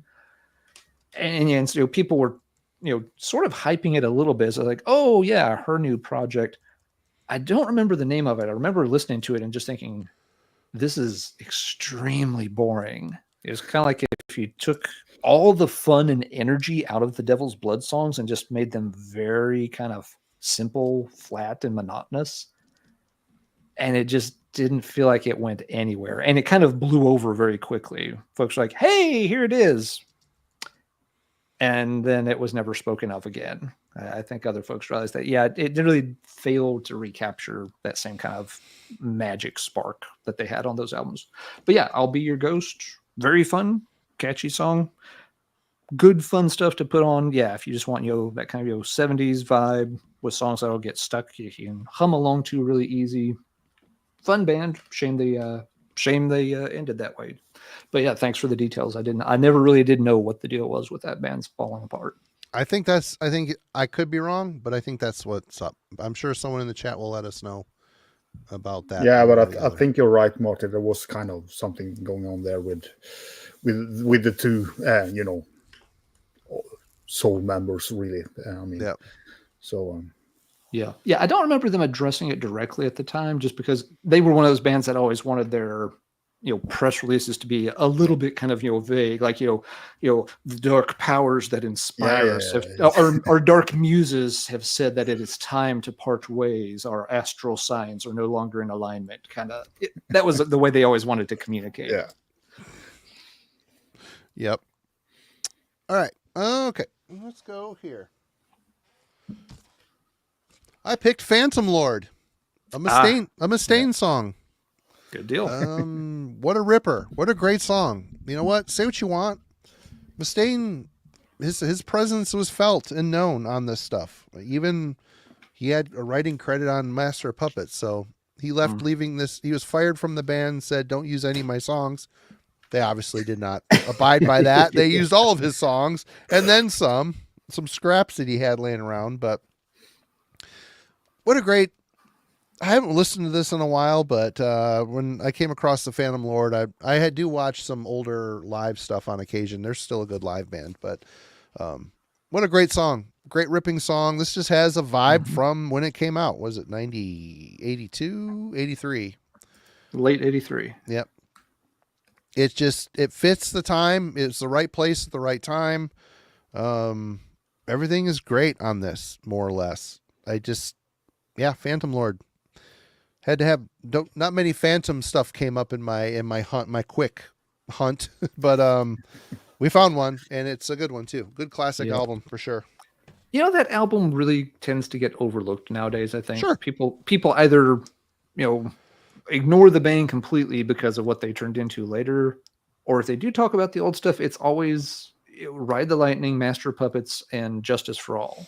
And they don't go back to that one. I get that. Yeah, it's a more stripped down sound. It's maybe not on the same tier as those albums, but it is still a really fun album full of great songs. Kill 'Em All should not be relegated to history because it's not as good as Ride the Lightning. It's still a great album on its own rights. And the funny thing is, he said, "Don't use any of my songs." But in hindsight, knowing how that band blew up, the publishing rights he gets. I saw an interview with him recently. He's in his office, and you could see gold records for "Kill 'Em All" and "Ride the Lightning" sitting behind him on the. So I mean, he got paid. He got. I'm sure it helped. Mm-hmm. It helped along in the dark times for sure. When that heroin's not going to buy itself. So if you have a little extra Mad money on the side that Metallica's kick, too bad he didn't write some stuff on the Black album. Can you imagine how much money that would have been? Yeah. Holy shit. But yeah, maybe he did. Better guitarist and songwriter than singer, but still, you can't take what he did for speed metal or thrash metal in the U.S. Dave Mustaine, love him or hate him, he's a beast. He's a beast and a huge contributor to the whole thing. Ruger. Indeed. Yeah, next one is we're going to some obscure. It's not metal. It's metal related. I don't know. The intro of the first Satyricon album was written by a project called When. Okay. They released an album that looks like this on the cover. That's spooky. A Norwegian band, right? Yeah, it's a ambient project, whatever you want to call it. I remember Isan, and I've read a lot of old interviews where they talked about When. Yeah, When was very popular, and they kind of creepy music, and they do have a song called Ghosts on this one, so I thought it was fitting. There is a nice picture of a sort of a clown. It's the guy from the Megadeth and Sanctuary albums there. Yeah. The old guy in Faith I don't think these guys, sold enough R.G. Armstrong. But yeah, this is really obscure. Kind of just, it is ambient, really weird and twisted. But they have tidings into the metal community, so I just thought it, and I kind of love the cover with this ice. It's just like a spooky, scary look. So this was one that popped up really early because I hate ambient music really, but When has some really cool twisted stuff going on, and I don't know how many copies there are of these albums, but it's cool to have in the collection. Right on. Mm-hmm. Very neat. All right, Alan. All right, let's do another oldie but goodie. Always like this song a lot. This one's more of a possession song, so maybe it's demonic possession, maybe it's spirit possession. It doesn't matter. It's close enough.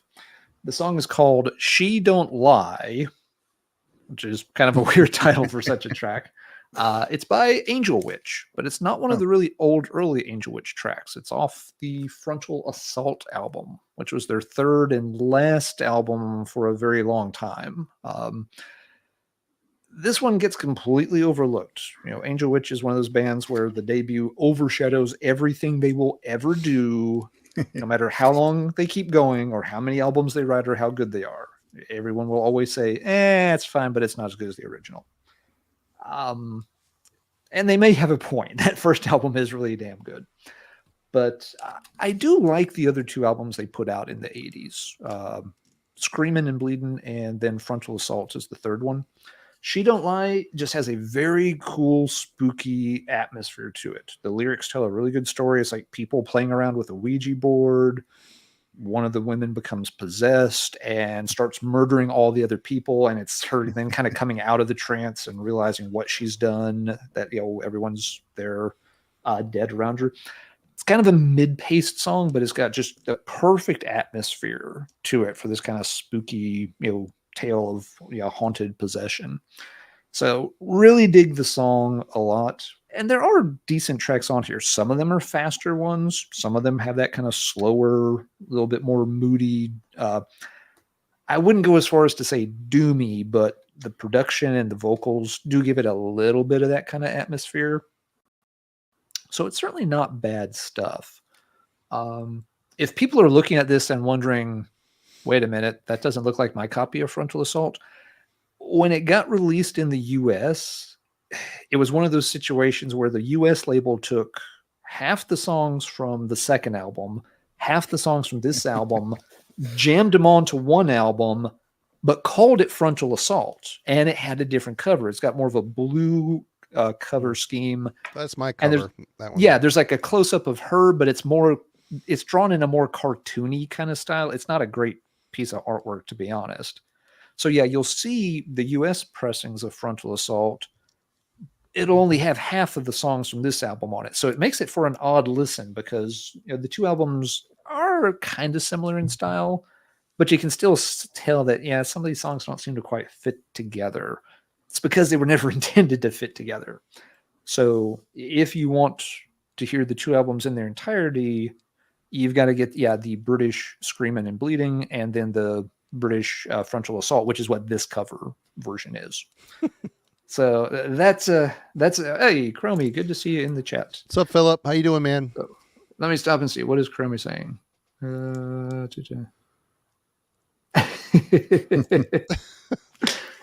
Yep, have to get that circulating online there, Chromie. Hope you're doing well. But these two albums are worth hearing. They're not as good as the debut. Let's just accept that and move past it. You should still check out those other two Angel Witch albums from the 1980s. Yes, it's a different vocalist, different lineup, all that. It doesn't mean they're bad. I've always had a soft spot for them. But cool songs. She Don't Lie. That's why you don't play around with Ouija boards, people. You kill everybody. You kill all your friends, and then a British heavy metal band writes a song about you. All right, Marty. Right. Well, this felt kind of like a cheat, but I had to put it on here anyway because R.I.P. by Coroner. You got the song Nosferatu, which is an instrumental on the album. And as I listened to this today, like I said, I listened to a few tracks here just to make sure. This album just has such a creepy vibe to it. Of all the Coroner albums, this one it just has the most atmosphere to it for sure. But Nosferatu, it's a busy, of course, instrumental. Mm-hmm. I just envision a vampire switching into a bat and frantically flying over the city trying to get back to his lair before the sun comes up. What a great album. And it's funny. I listened to Grin the other day. I saw something online. People are still saying how good that record is. And even the band is back. Obviously, they've been playing shows for a while. And I guess they're writing a new album, or they have a new album coming out, and they say it's in the vein of Grin. I'm like, okay. maybe I'm wrong. When I bought that record when it came out, I hated it. Well, I put it on the other day, and there's a couple songs that are okay, but it still sucks. It's a crap album. It's long. It runs out of gas about 3 songs in, and it's just, what the hell happened? But anyway, here is them being a bit mystical. A lot of reverb on this thing. And the songs just have the vibe. And Nosferatu, even though it's an instrumental, has a spirit. Even though it's a kind of techie thrash going on, there's a good atmosphere and creepiness to it. So had to pick it for sure. Great album. Oh my God. So good. Fantastic. Yeah, I mean, I Grin, I really don't remember that album. I do have it, but I just don't remember anything. It's rough. It's rough. Yeah, so it's kind of one of those bands that you blind buy stuff from because it's so good, and then suddenly they change, and what the fuck, you're sitting there with an album that, it's Mental Vortex was kind of a sign that they were changing, but that record's still really good. Yeah, I think that is a great album. So I wasn't expecting simplified their stuff a little bit. Yeah. And if folks, just a quick tag on, if folks have not heard it yet, Radical Research did a Coroner episode just within it may have been their most recent episode, or no more than 1 or 2 back. So yes, if you'd like to hear Jeff and Hunter dig into the band's whole catalog, it's a good episode. They do mention in there too that in some of the live performances the band's been doing, they do lean into the Grin material pretty heavily in the live set. So they're definitely, if they do something new, they're probably sticking to that style. Yeah. Probably not able to play as technical anymore. But Jeff and Hunter brought that point up, that it may be a question of, at this point, they may not be able to play some of that high velocity stuff that they're not young guys anymore. So kind of understandable, but yeah. Well, the one guy left to be in Creator, and you're thinking, oh, here we go. A nice shot in the arm to Creator. And they put out Outcast and Endorama. Two of their worst received Worst albums of all albums, time. Yeah. What the hell? Anyway. Yeah, going to US, Decrepit Up with Profane Doctrines Unburied. And you have the song Ghost of the Gallows on air. Really great kind of, I wouldn't say overlooked, but kind of under-promoted death metal band. Kind of, you have another band, I don't remember what it's called, that is kind of in the same vein, but never kind of got anywhere. Probably because they're on Razorback recordings, or not very much promoted, but a really good US death metal band. There are the two gentlemen. This came out in 2011 or something, 2010. Really good. It's old school, sounding death metal from the US, but I kind of never see people talk about it very much. And there's the CD of it. So yeah, like to bring out these hidden gems, as I call them, sometimes. Very nice. Yeah, I don't know that one. Thanks, Mike, for the super chat. We appreciate you, man. Thank you so much. Yes, thank you, Mike. Yeah. All right. Ellen. Yeah, Roker pulls out so many cool things that I am unfamiliar Absolutely. with. Yep. Gives me tons of stuff to go back and check out when I get the time. Let's see. Okay, another possession song up next. And again, this one I think technically is demonic possession, but close enough. It's by the band Cage, a San Diego band, off their Supremacy of Steel album. They were very big into aping some stuff from like the Marvel Universe catalog. So if you see something that looks like Doctor Doom there, it probably is. The song is called Annalise. I'm not sure if it's pronounced Michael or Michelle, but this track is based on a real life exorcism.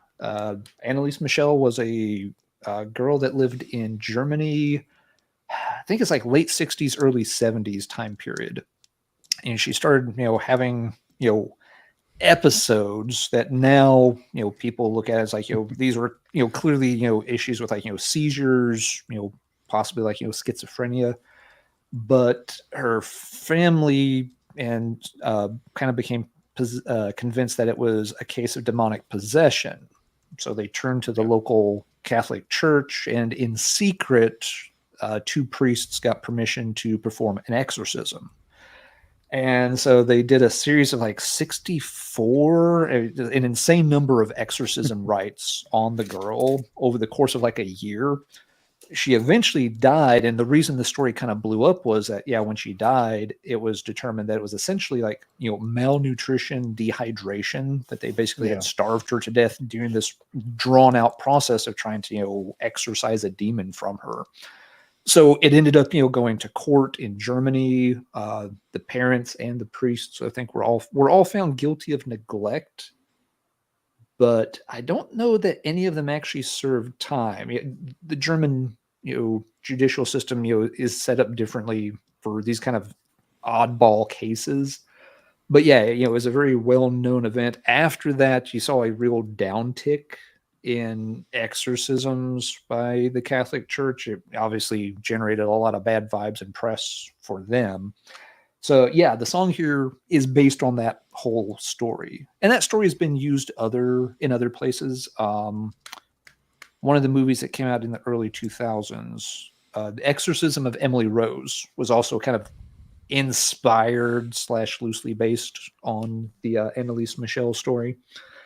Creepy topic to begin with. Cage does a really good job on it. It's one of their longer tracks, and their vocalist, whose name I am blanking on, he does a really good job of kind of channeling King Diamond for this particular song, which fits the mood of it and gives it a little extra spookiness. It's not a style he sings in very often. He has a higher range, but typically he sounds more like in the Rob Halford camp of singing. But every now and then he'll lean more into the King Diamond direction, and it really works fantastic for this particular song, given the macabre subject matter that they're singing about on it. So yeah, Cage always has a lot of very good story-based songs. They're kind of a power speed metal band. Basically, they heard Painkiller and they found their calling in life, is what it comes down to with Cage. If you want to hear a US band make things that sound like they could have been on Painkiller, here you go. You're welcome. But yeah, there's almost always a Marvel superhero song. There's almost always a World War II song on every album. And there's often like one or two supernatural tracks. Annalise Michel is one of the supernatural ones on here. I'm trying to remember if there's a second. I don't know if there is on this one, but they do have a couple of other ones. Any of those, like also like cryptozoology, they'll have like the Bigfoot song or the Chupacabra song. There's some similar spirit animal thing up in Wisconsin, the Hound of Bay Road or something. They do a song on that. So they'll dig into that kind of subject matter. But Annalise Michel, one of their cooler and definitely creepier songs that fit the bill for tonight. All right. Well, someone mentioned it earlier in the chat, but I had pulled it anyway. Kill for Pleasure by Blood Feast for Vampire, the song Vampire. And this is a classic, not often talked about album. And from the Jersey area, Blood Feast came from.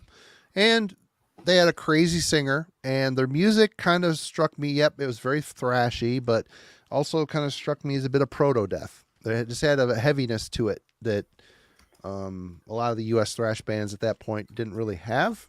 But yet they maintained a thrash sound. They put out this and the Face Fate EP, and then they put out the Chopping Block Blues album, which was a complete change and not welcomed in my house anyway. But yeah, I don't know how creepy a thrash song about a vampire is, but good lyrics, good riffs. This is a great album. It's a lot of fun, and this was out on New Renaissance Records. We should do a New Renaissance. I don't have a lot of New Renaissance to pull, but it'd be interesting to. There's a lot of bands I always skipped over for some reason. Like Deadly Blessing tapes were always at Camelot, and I always skipped over them for some reason. Ascend from the Cauldron's a good album. Is it? Okay. Yep. They're just a band. Gargoyle, I think, was another one. I always seem to skip over. Yep. There's that. Postmortem. I have some postmortem stuff. That's just good. Ambulance, not ambulance, but ambulance. And Hellion, of course, was on New Renaissance. Yep.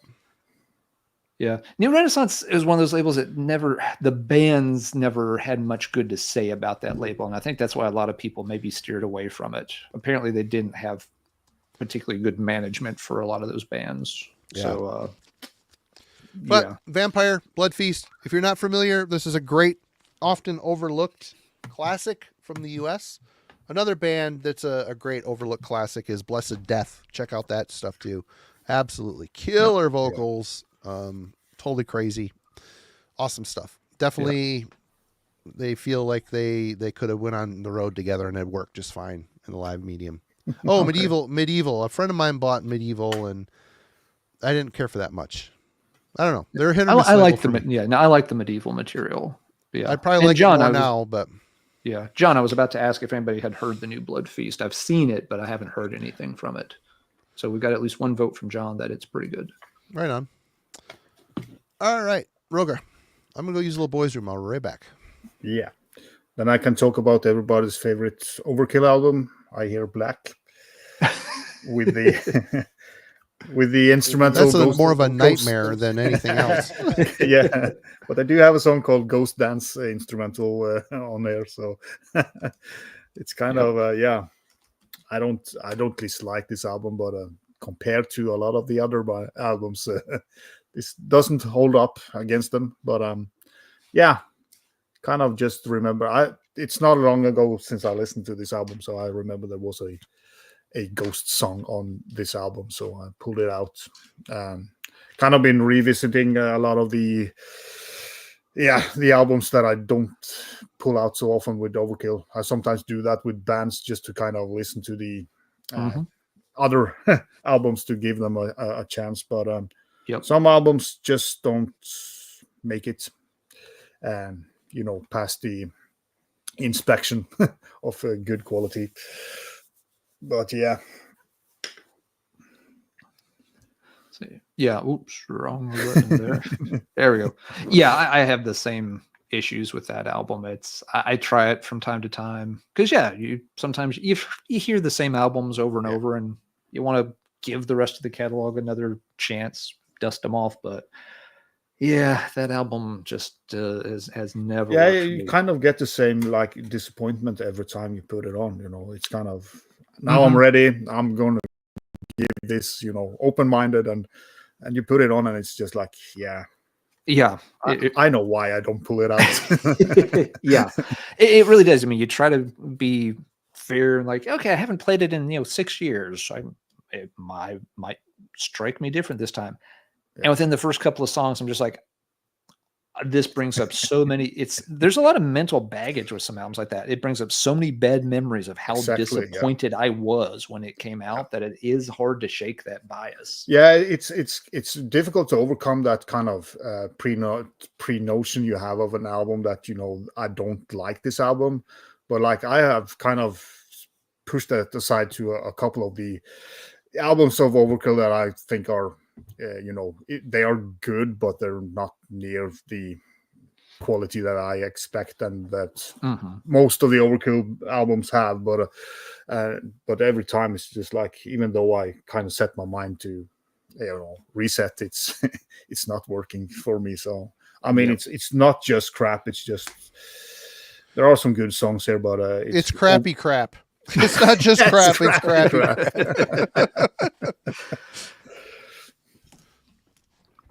All right, Alan.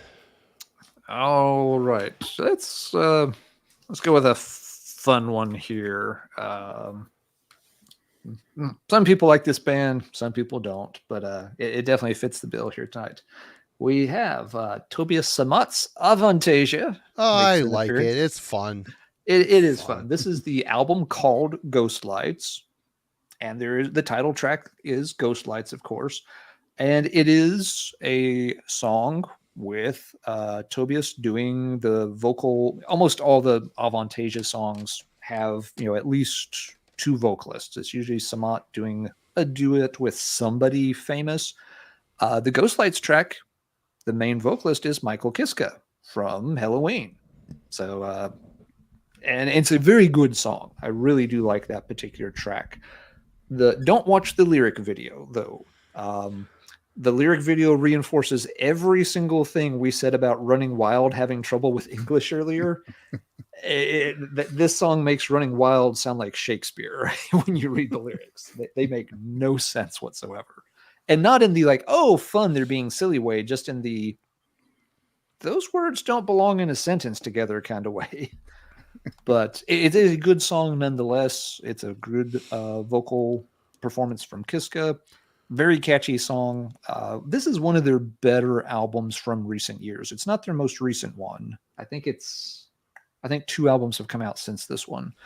But yeah, this album overall is quite good, and the Ghost Lights track is a highlight on it. It's one of those songs that will get stuck in your head for about 5 days. If you play it 3 times while looking in the mirror, it will haunt you for a while. So it even fits the bill tonight from that angle. But yes, there's nothing scary about Avante-garde except for the number of costumes that Tobias Sammat has in his wardrobe at this point. But it is a very fun power metal song on a fun power metal album for folks that like that, slightly lighter style of European power metal. Yep.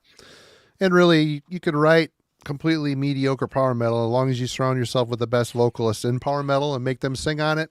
How can you go wrong? Phone that shit in all day long. Tobias was smart about that. Yep. That was his vision. Other bands, had done some of these, big concept albums, but they just tried to do all the vocal parts themselves. Even King Diamond, he just did all the different character voices himself. And it works pretty well. But, Sammat realized, hey, I don't have to do all the different character voices. What if I, just started bringing in people like King Diamond to do the spooky voice and Kai Hansen to do the troll voice and Michael Kiska to do the angel voice. And it's brilliant and it works well. And, he's been able to run with that project for 20 years now and be quite successful. So way more successful than Ed Guy. Hence, that's why Ed Guy got to it. Ed Guy was relatively successful for a while, but they did hit a plateau. And Avante-garde, has definitely outstripped what Ed Guy did. But the band perfectly suited music for the European festivals. You're not going to see Avante-garde in a club somewhere. It's just not going to happen. If you do, it's not going to work very well. No. It's not suited to that kind of situation. Right. All right. Well, Melanie's drunk and yelling at the TV about this, and I had it in my pile, thankfully. So, Opeth, Ghost Reveries, I picked for Ghosts of Perdition. Yep, had to be. And, I remember when this album came out, there was some people that, I don't want to say disliked it. They just thought it was a little more commercial. I love this record. I think this thing is, I listen to this one and My Arms Your Hearse probably the most whenever I am in a mood for Opeth, which is very infrequently. But this album, it rules from start to finish. Harlequin Forest song, it stands out for sure. I don't know. His vocals are just super sick. The songwriting is really good. It's just a very good, dynamic album. Yeah, I can take prog. I've been listening to some older Genesis stuff just out of curiosity here lately, like watching some old live shows and stuff. I've discovered that I do like some prog. I just don't know that I always like it in metal. I haven't found a metal. I mean, Opeth, I guess, are probably the kings of this, or that really sold it well. They did it well. So I guess that's one band, but yep, Opeth, Ghost of Perdition, and of course Ghost Reverie. So again, another twofer. Opeth. Good call. I figured you would have that base covered. Yeah. Yeah. Logan's got a too. We got Demon of the Fall, kind of the classic Opeth song. Yep. That song rules. That could have passed tonight. Killer track. Yeah. Yep. All right, Roger. Well, I'm going to Brazil and a very well-known band called The Mist. With Fantas. Well, that cover art got some mileage, isn't it? Yeah. Brazilian thrash. I would say this. I think this came out in '91. I'm not quite sure. This is a reissue. I would say they have listened to some Sepultura in their, going up to this album, but it's not a copy of Sepultura. It's just in the vein of the thrash, kind of a little bit more heavier sounding here. It's a really good album. Phantasmagoria, the title track is, about nightmares and stuff like that. So I thought it was fitting. I played this actually yesterday, so that's why I picked it. I just found it in a pile and haven't listened to it in a while, but it's a pretty good thrash album from Brazil, early 90s. Kind of a little bit late to the party, you could say, because of death metal, but I don't know if anybody knows this band, but yeah, I do not. Good stuff. Nope. Not familiar. Nope. All right, Ellen. All right. Some folks were shouting this one out earlier in the night, and there's a couple of songs that would definitely work from this particular band. So we're talking about Slayer. I chose to go with Spirit in Black. Maybe because I heard it on the radio the other day driving around. It was on a serious... They hit a streak of really good thrash tracks while I was taking the trash out to the dump. So I was like, yeah, that one works. I think somebody had shouted out Ghost of War in the chat earlier. That would also absolutely work, and I'm sure we could find a few others. But yeah, Spirit in Black, good track. It's one... This album works really well for me personally. I know it's not everybody's favorite. The track list is really well laid out. These songs work incredibly well in the sequence they're laid out. It's one of those albums I would not want to put it on like the shuffle feature ever. I think it would sound completely wrong. But yeah, being right between Blood Red and Expendable Youth, Spirit in Black fits really nicely. Slayer's always had, that slightly more evil vibe about them. So they're good for that kind of Halloween spooky sound in general. Don't know what Slayer did. Either of y'all pick a Slayer track Or Yeah. which one would you have gone with? Well, we'll see what Marty's got if he wants to shuffle it to the top. I had the Antichrist. And, Okay. Yep. I figured you have to have a few devil things here and there. Off my favorite Slayer record. My favorite Slayer era. I do love Rain and Blood. This and Rain and Blood are my two favorites, although the EP Haunting the Chapel, of course. Classic era. All good stuff. Yep. Did you pick one, Roger? Yeah, I did. I went with Ghost of War from South of Heaven. There it is. Yep. So it's kind of nice to see we picked different albums. That's pretty cool. So I always liked, South of Heaven, that kind of dark and kind of a depressive sound that they have on this album. That's one album that really spoke to me. I was very disappointed when Season in the Abyss came out, mostly because of the production. When I heard the Decade of Aggression, when I heard the Season songs on live, performed live, I just, that album just suddenly clicked with me as well. But me and my cousin, we bought that Season in the Abyss album, and we were both very disappointed. But I think this is kind of an overlooked album from the earlier ones, because I don't see anybody speak about this as much as I think it deserves. But it's 5 killer albums in a row there, so it's understandable that some will be not talked so much about. But I think it's a killer album. I agree. Yeah. I agree, Roger. And I think Mike's got a good point here too. That album, it follows Rain and Blood, and no album should have to follow Rain and Blood. It didn't matter what they did; it was going to be considered inferior. Yeah. At the same time, I don't think a Rain and Blood Part 2 would have worked very well. Exactly. I wanted Rain and Blood Part 2. When I heard South of Heaven, I was pissed. I'm like, oh my God, they've slowed down. They suck now. But I think it came around. I love it. I think it was a smart move by them to kind of slow it down. Because, just continue with the same stuff. That album would have been forgotten totally, I think, just because Rain and Blood, you can't top it. You can't do a Rain and Blood Part 2. It will never stand up to that one. So those types of bands that try to copy a success like that will mostly fail, because exactly it's a kind of a unique album. But you could say that all the 5 first Slayer or 6 first Slayer albums are very dissimilar. I mean, they're different. It's still Slayer, but they are kind of different production, different tempos and songwriting. So I think they did very well for themselves with kind of changing up a little bit, but not too much. Yep, I agree, and I think they were smart enough to recognize that after Rain and Blood, they had pushed that about as far as they could.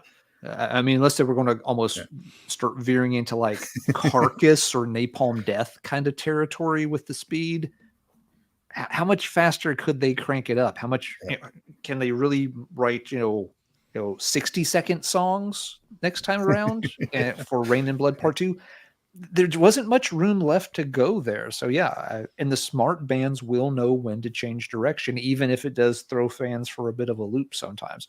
And Marty, I get why you would have been disappointed. A lot of people still don't like that album because of how much slower it is.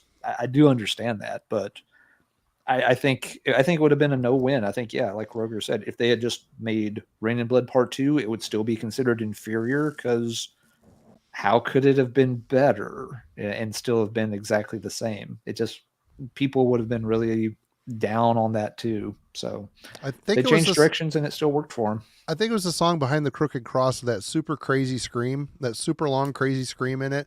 Man, when that album clicked for me, that was part of the reason. That is such a killer part of that song. That's a great song. Yeah. That album, it has a lot of great songs on it. Once you get over, the change in direction for the band, it's like Aaron kind of said too, it might be inferior to their earlier stuff, but on any absolute scale, it's still really, really good. And, Mandatory Suicide and, just a killer track. Yep. All good stuff. Yep. Alan, we have to pencil in Chromie for November. And he said I said, how about is November, some date in November? He said, yeah. So we have to figure that out. Yes, if Philip has an open invite, we know you have work most Friday evenings, but if there's a Friday, let's see, the first 2 Fridays in November are booked, but after the rest of the month is open. So yeah, Chromie, if you've got a Friday off during the after November 8th and want to come on. Folks have been asking us to do the Canadian metal with you and Darcy, if we can get everybody lined up. Yeah. We'll do our best to make it work. If you'd like to join us, we'd love to have you. Awesome. Yeah, that'd be a great one. Cool. All right. I guess it's my turn. You proposed the Slayer thing. Yep, I went through the Slayer thing, so shit. Back to you, sir. He got fired, so he's got well, Phil, we gotta talk later, so I'll get the scoop. All right. Okay. Sorry to hear that. Didn't know. Sorry, Chromie. All right. Well, Necro Curse, Grip of the Dead. What band is this? I never see anybody talk about this. It's Hell Butcher from Niflheim on vocals. It's got Nikki Terror from Death Witch and Rune Magic on guitar, songwriting, and a couple other dudes I don't remember. So this is that kind of crusty, underground, cultish, kind of like Niflheim, catchy, Swedish stuff. I picked this album because of the song The Devil Cobra. I was really kind of stretching at this point, folks. Anything that resembled some sort of a monster. And, snakes, screw snakes. Snakes scare me. So probably more scary than a snow. Very dangerous. Yeah. You go first. Right. Yep. You go first. Exactly. But, yeah, this is a great record. They put out an EP, this, and I think, is there one after this, Roger, or was this the last one? No, I think there's one after, but that is not as good as the EP and the first one. Yeah. This is the first one, right? The first full length? Yeah. Yeah. It's really good. It's a fun record. I mean, the pictures kind of tell you what to expect here. But, yeah, I haven't spun this in a while, but was happy to find that the Devil Cobra was on here. So there you go. Spooky, maybe not so much, but there isn't a rake big enough that will kill a Devil Cobra. You have to go to something a little more lethal than that. Okay, Roger, you're back. Yeah, kind of more in the vein of spooky music and spooky covers. Aclis, The Dreaming Eye, with this Creepy imagery. Very creepy album.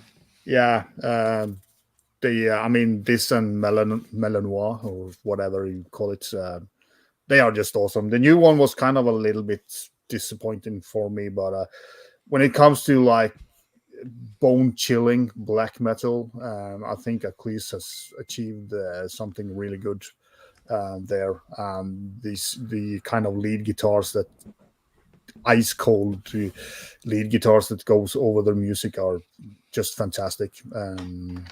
A really good black metal project or band or whatever you want to call it.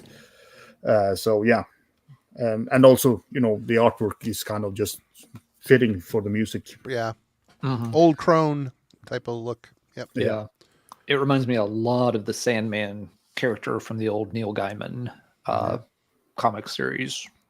Very much. Yeah. Have you heard the new one he released under the Aclis name this year, Roger?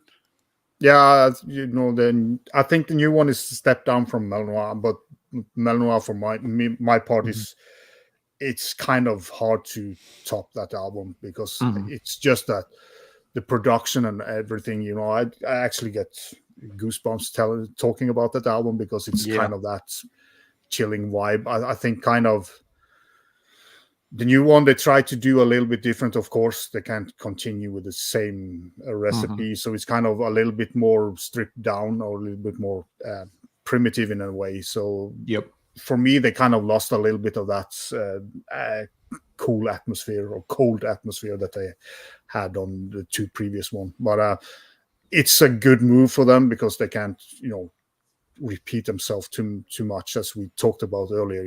If you try to copy or kind of push it too far, either the music turns shit but yeah. Mm-hmm. Yeah, I agree 100%. I tried replaying the new one actually just today and had the exact same reaction. Like you said, it's just like, it just doesn't, have that same kind of vibe that the first two does. It sounds, a little more stripped down and raw.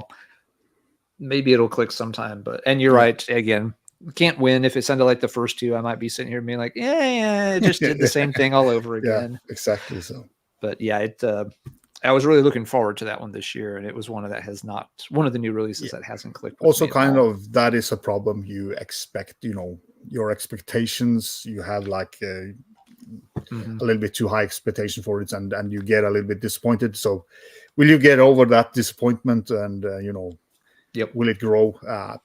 Time will tell. Indeed. Yep. Yeah, I'll circle back to it. I'll give it like one more chance in a few months. And now that I've kind of got my brain recalibrated to know that, okay, it's going to sound different. It's going to sound like this. Now let's give it a chance knowing that. All right, Alan. All right. Let's see. This one I have not played in ages. I never reached for this album by this artist, but the last song is one that fits the bill and is kind of iconic for this band to an extent. A lost, forgotten, sad spirit from the original Burzum album. Yep. Again, it's certainly not a bad album. It's just, if I'm going to reach for Burzum, I'm probably going to reach for Hivas Lysa Toros. I'm trying. I know it's not perfect, but I'm trying. Me and Roger are both very Norwegian in our dialect, and that wasn't even close, bro.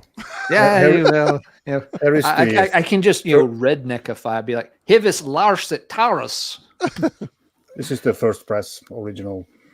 Oh, very nice. That's cool. Well, when you live close to Bergen, I'm sure it's a little easier to pick those things up when they come out. I was actually fun story. I was visiting my cousin who lives right outside Bergen the day before this was released into the shops. So we were there 2 minutes after the shop opening and bought two of the first 20 CDs that was sold in the store in Bergen. So yeah, wow, that's pretty fucking cool. Yeah, that's pretty amazing. This is not a first press. It's not even close to it. But once again, we've had this come up a few times tonight. And a guy that launches 1,000 clone bands afterwards, but none of them do it as well as him. And there are some that have come close, and I feel like there's been some good ones in recent years that are coming closer. But Varg, obviously a very controversial figure, but it was very good at capturing that kind of emotion with this, simple but repetitive music that could create these really good atmospheres, get into this kind of trancey vibe with more of a mid pace to it. The vocals always, just had, this really anguished screaming kind of sound to it. It was, kind of groundbreaking for its time, and it's held up pretty well over the years.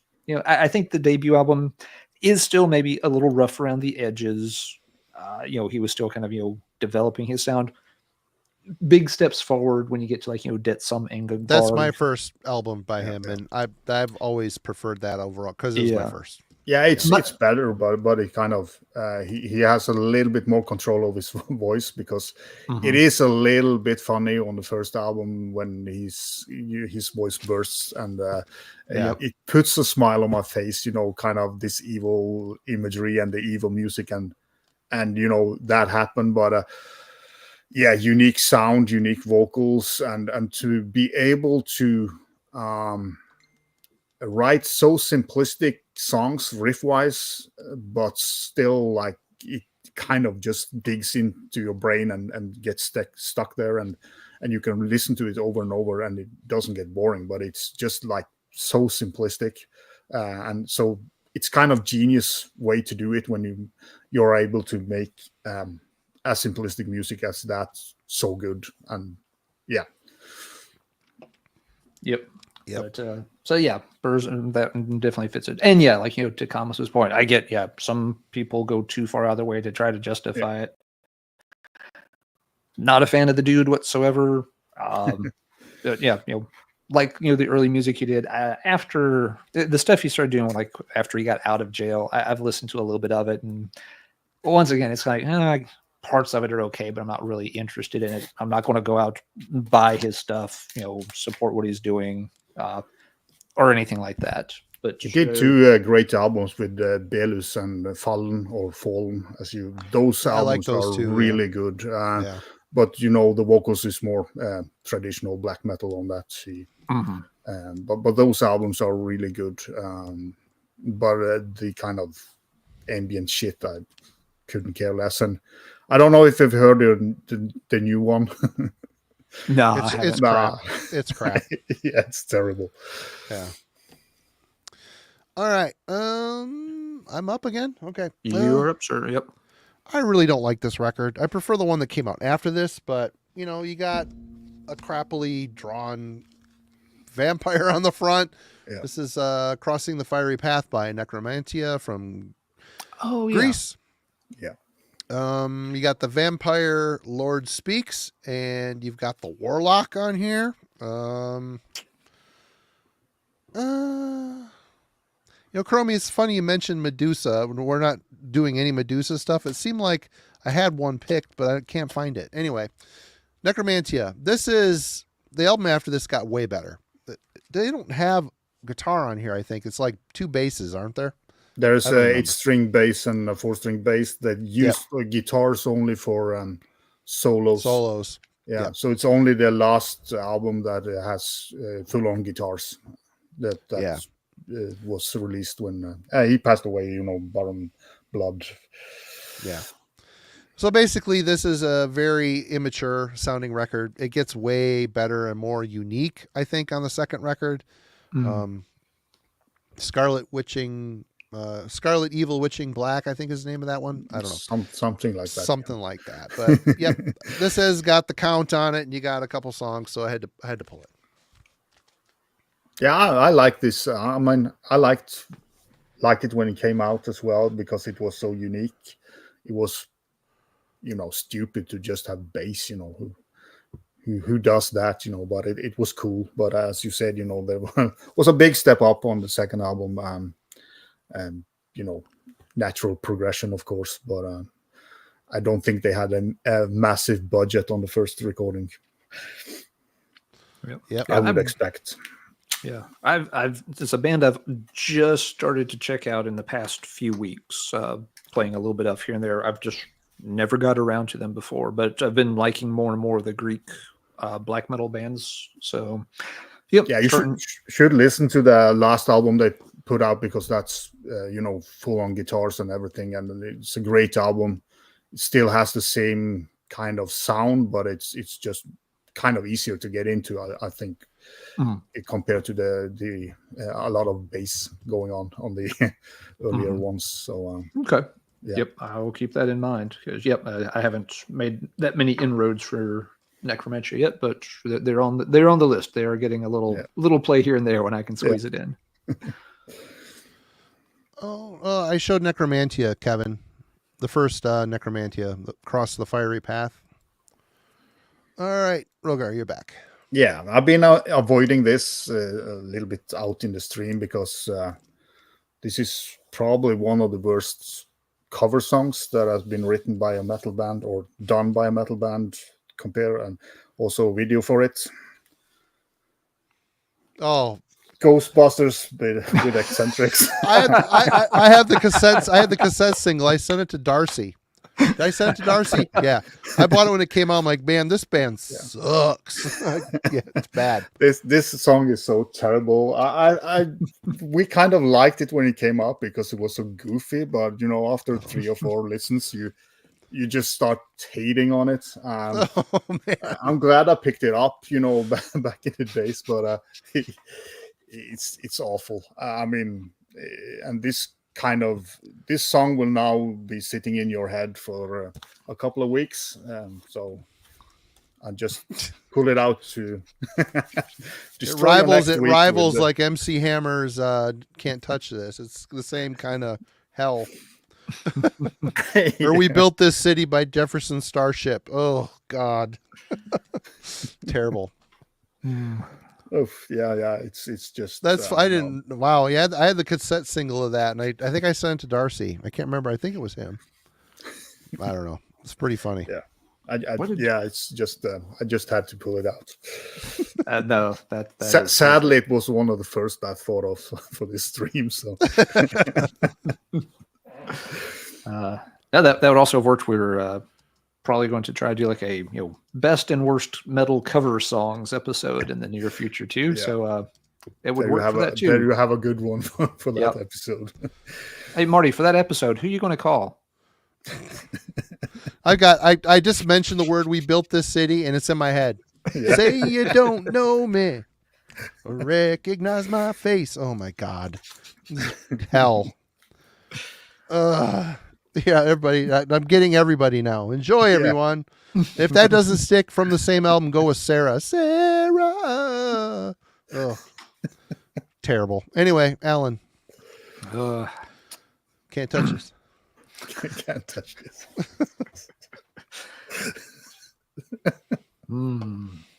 Anyway, all right. Let's go in a little different direction.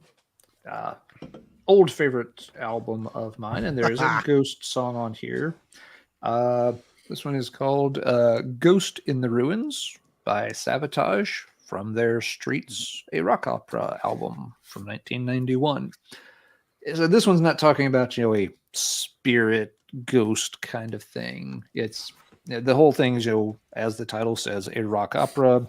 If folks aren't familiar with it, it's, it's got a story a little bit like Wasp's The Crimson Idol, where, somebody kind of, ascends, up, as like, a big rock superstar, falls victim to a lot of the depravities of that kind of scene, crashes hard, kind of has to, do a lot of soul searching to pick themselves back up and, carry on, move forward with their life again.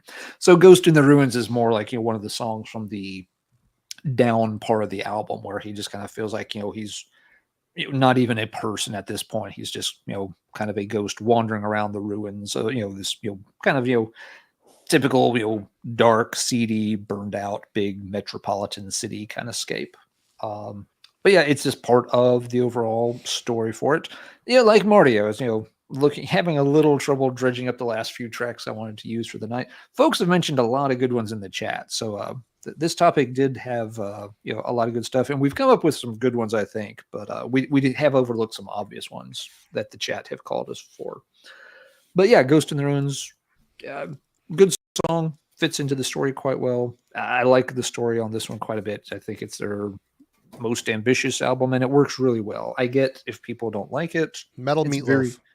It's very different from what they did early on. I love the early stuff too, but this band had the talent that they could make these kind of albums work.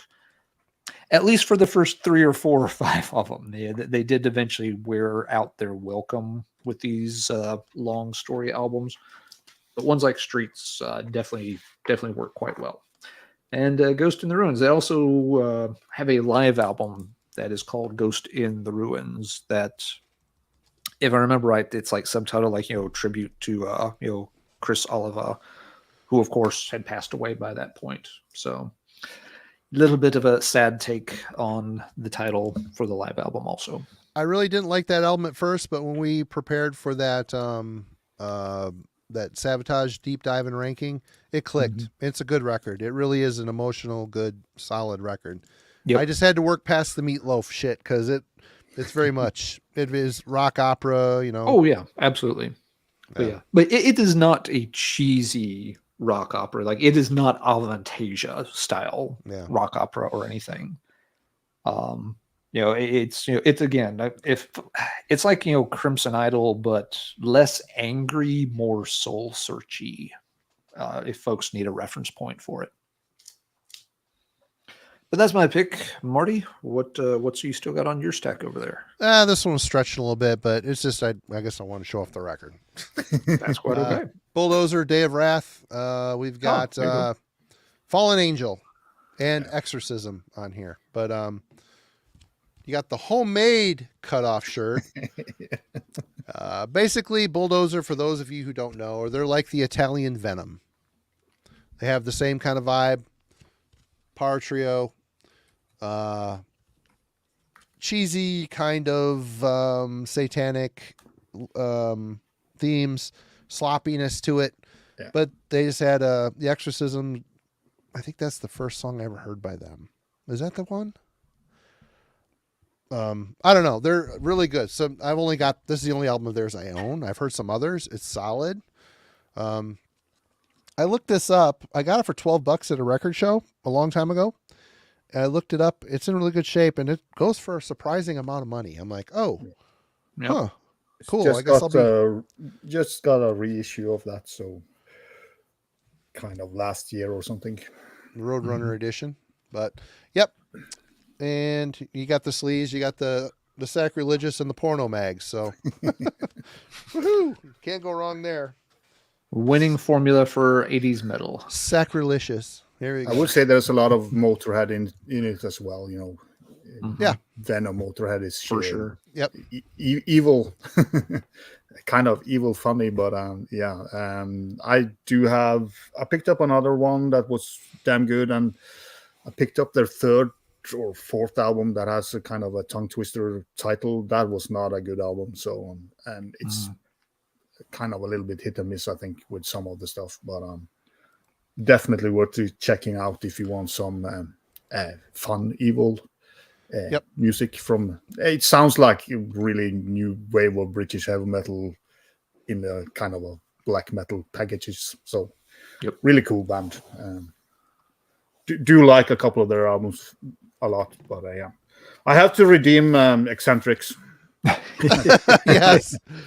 Seven. Still, that band is tough. words. Metal Mickey had me trying to This change al- my mind on Shattered Existence, and it's so much testament in it. It's hard.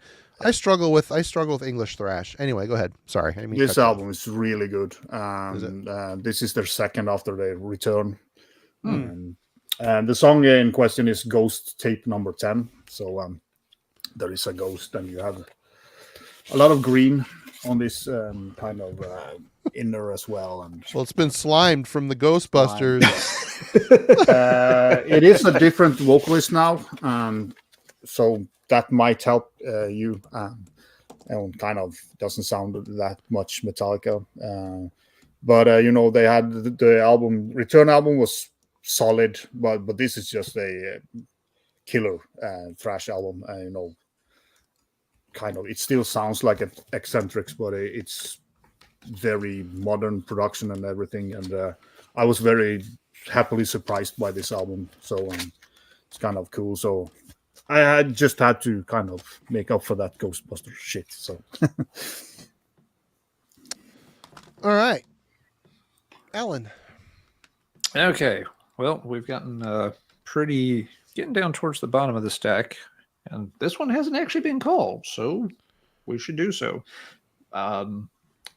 I agree with Marty. I thought I would find more Phantom songs here and there, but there's Metallica's Phantom Lord. There was Running Wild's Phantom of Blackened Hill. There's an 80s band called Phantom Lord. I did not pull for this, but one song that we haven't touched on yet is Phantom of the Opera from the first Iron Maiden record. Yep. So one of the classics in their entire catalog, and that's a catalog full of a lot of really amazing songs. But Phantom is one of those. When we did our Iron Maiden compilation stream with Darcy, picking out our favorite songs to put on our best ofs, Phantom of the Opera is one of those songs you got to make room for, even though it's a little bit long.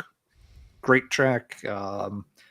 It's one that really sells this first album too, as like having, there's a lot of great songs on here, don't get me wrong. Some of them though, are a little more straightforward, new wave of British heavy metal, stuff like Prowler, Running Free, even Iron Maiden kind of fits that bill.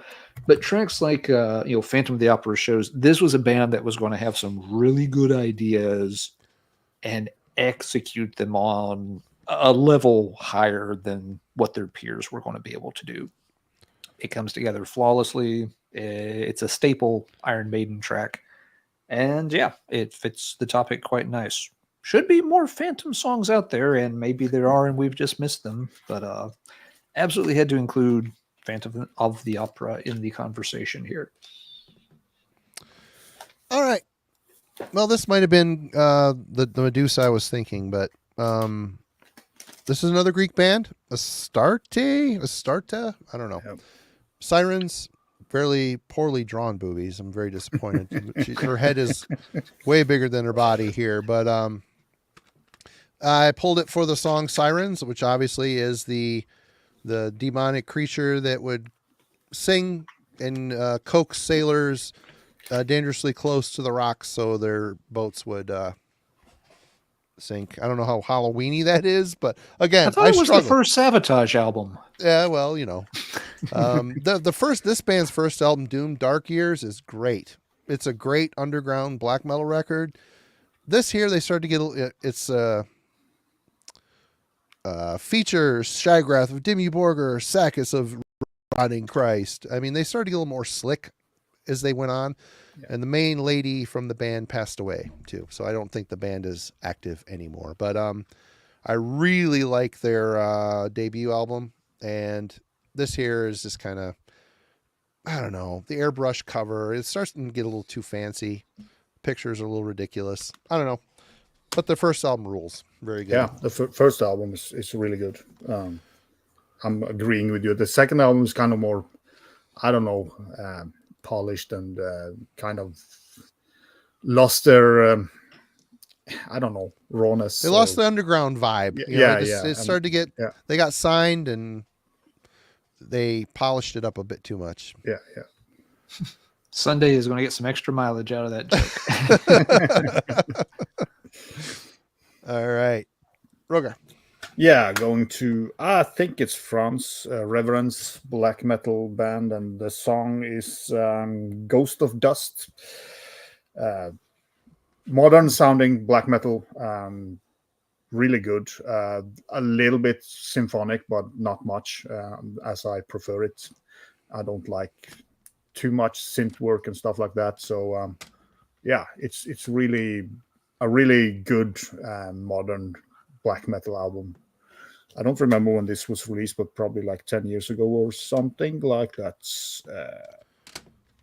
2012, yeah. So not a band that a lot of people talk about, I would guess, but there is a lot of these bands out there, so it's just drowning in the masses. And when you put out a black metal album like this with this type of logo, and it's such a boring cover. I wouldn't even pick that up and go, I wouldn't even look at that. I'd be like, lame, and just keep on going, you know? Yeah, it's kind of, we have talked about this several times, but it's kind of, the selling point, I don't know. I know that, it's different times now compared to earlier when you had to have a good cover or not necessarily a good one, but a cover that stuck out from the masses. But it's different now because a lot of more stuff pops out automatically on streaming services and stuff like that. So maybe they don't care or whatever. I don't know. If I had flipped through the CDs in the store, and I would never picked it out or listened to it. This was just based on a review I read in a magazine and picked it up. What was the name of that one? Corey was asking. He missed it. Reverence, the Ascenic Ascension. I don't know. I can take it out of if it works better this way. You at least got a band name there, so I think they're French, but I'm not gonna kind of,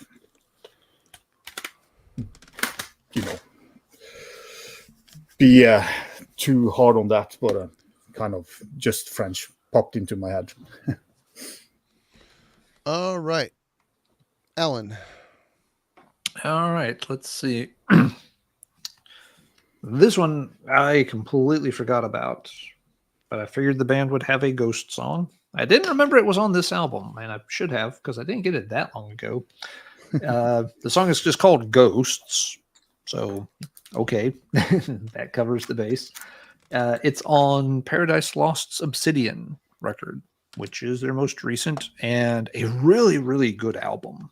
And this was one I didn't check out right away.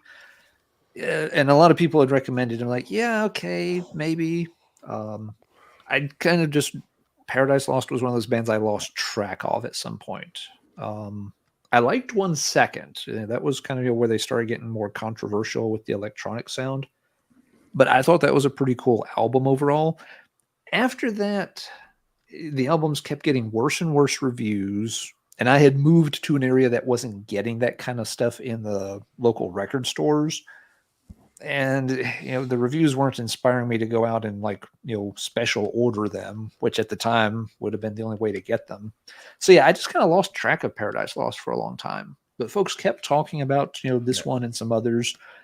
So over the past year or so, I've been picking up some of this stuff when I find it cheap, which you can find a lot of them pretty cheap.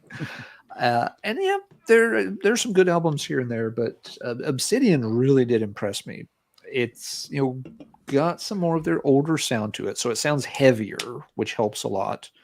But they do keep some of those more melodic elements that they've had on the later material. Also, this isn't going back to the first 2 albums or anything, but it's not staying in that Host, Believe in Nothing era of the band either.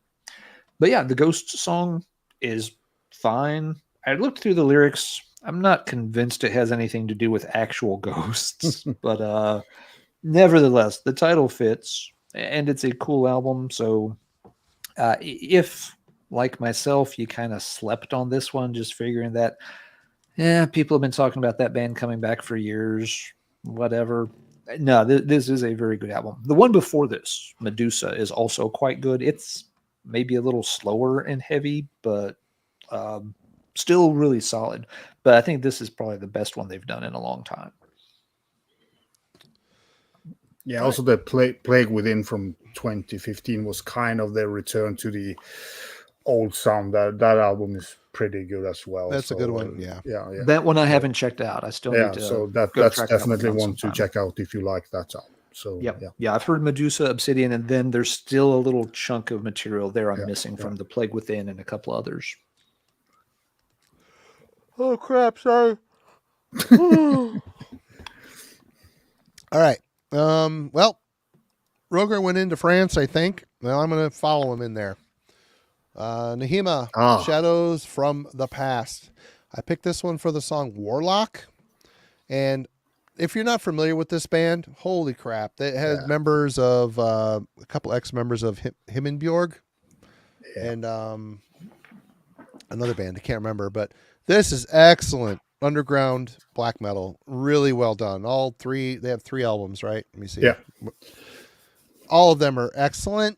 The first one being my favorite. This is the second one. But this is such overlooked, excellent French black. I mean, everybody talks about, Mutilation and Vlad Tepes and Belketre and I mean, all the messy, shitty LLN stuff. But this is really well done, really well composed. Underground to the core. No one talks about it. This came out on Oaken Shield Records back in the day, but excellent. I see him. I want to listen to him because it's really well done. This is the right time of year for it too. Good stuff. Yeah, it's a killer band. Sadly, they just were. 3 albums, but in quality black metal from that era. Yep. All right. Roger. Yeah, I'm gonna go with a little bit dark album again. This is not like directly Ghosts, but it's the last World Dane album, Shadowworks. It has kind of a that feeling to it, that I don't know if it's because he kind of passed during recording this album, but just the kind of overall sense of this album is like that cover. It's a cool cover. Yeah, it's a very nice cover and great album. As I said, there's a couple of songs that wasn't recorded or finished recorded with vocals, and a couple of these songs have demo vocals on it, which are really cool because he kind of experiment a little bit more. I've seen, he was not in great shape when he recorded this album, and there's been done a lot with the vocals in the studio. I've seen some footage of him in the singing booth, and he did not sound very well, and he looked like crap. Sorry, Alan. But yeah, it's kind of a very like that feeling of the kind of a little bit dark and dreamy and really cool album, and it is kind of a and kind of backside also with the kind of dogs with baby faces on, creepy stuff. So yeah. Yep. But Wardane is one of my absolute favorite vocalists, so kind of slightly biased on it, but yeah, still think that it's a really good album that would probably have been better if could finish it. It would have been a bit longer. I feel that is nothing that I miss, but yeah, he wasn't he wasn't well. He wasn't looking well. No, at all. So I kind of feel that he knew that it was coming to an end in a way. In you can read it, and kind of his lyrics are very dark and kind of a feeling of that album that is fitting for this theme, I think. Sure.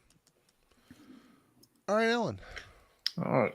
Yeah, good call on Worrell. Excellent vocalist, very unique voice. All right. Next up, we have a song called These Ghosts Can Never Leave. It is the closing track on this album, which is Twisted Tower Dyer's Wars in the Unknown. It's their most recent studio album. I do wish these guys would put stuff out a little bit more frequently because they're still very good. Of course, they've had a new vocalist for a couple of albums now after Tony unfortunately died in a motorcycle accident. Yep. But the new guys, okay, he's not as good a singer as Tony. No one's claiming that. He still does a really good job, and they still write really good songs. So I feel like those last two Twisted Tower Dyer albums did not get as much praise and recognition as they should have.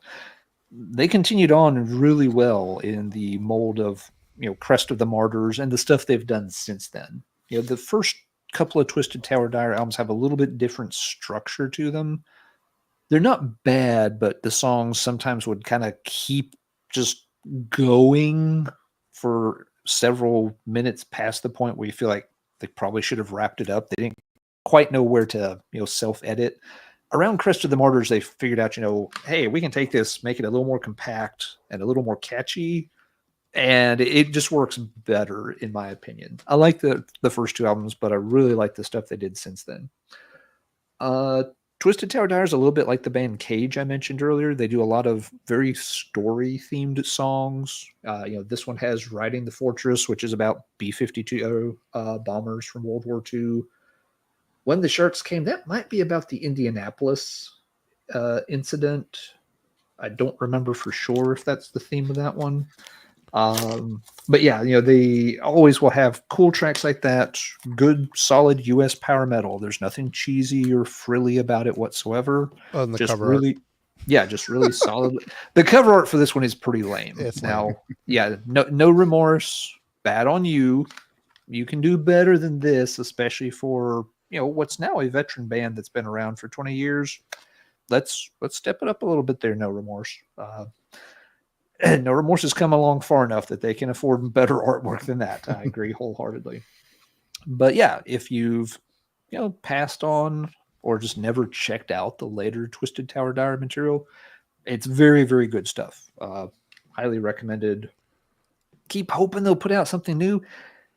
Unfortunately, they've become one of those bands that's gotten in a little bit of a habit of, we'll release something and it ends up being like, here's yet another set of demos from some old album. It really does look like the first, from the first Burning Star album by Hellstar. You're right, Jay. But somehow it looks actually worse than that too, which that wasn't a very high bar they had to clear, and somehow they missed. My niece is a really good artist.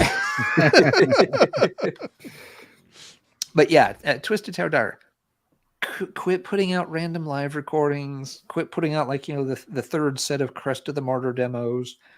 Quit remastering albums from the early 2000s. You guys are talented. You still do good stuff. Give us some new material, please. We will buy it. It's Orko from Masters of the Universe. He's grown up. All grown up. It doesn't look like he's grown up very much. It's maybe like, a pubescent Orko. He figures out the secret to his other magic wand. Yep. And now that Jay has ruined this album for me, I'm just going to turn that CD booklet around backwards in the case so I don't have to see it anymore. Oh, I'm not sure that was a good call. Well, I tried. This is the inside of the cover. That looks like a prog album, kind of. You may be. There's some very badly done mud people down here or something. I don't think a Yes logo would be appearing on this anytime soon. But I tried. Uriah Heep logo, maybe. Yay! I'm going to give you. Yeah. I'm not sure how I feel about that. I'll think about it while you show your next one, Marty.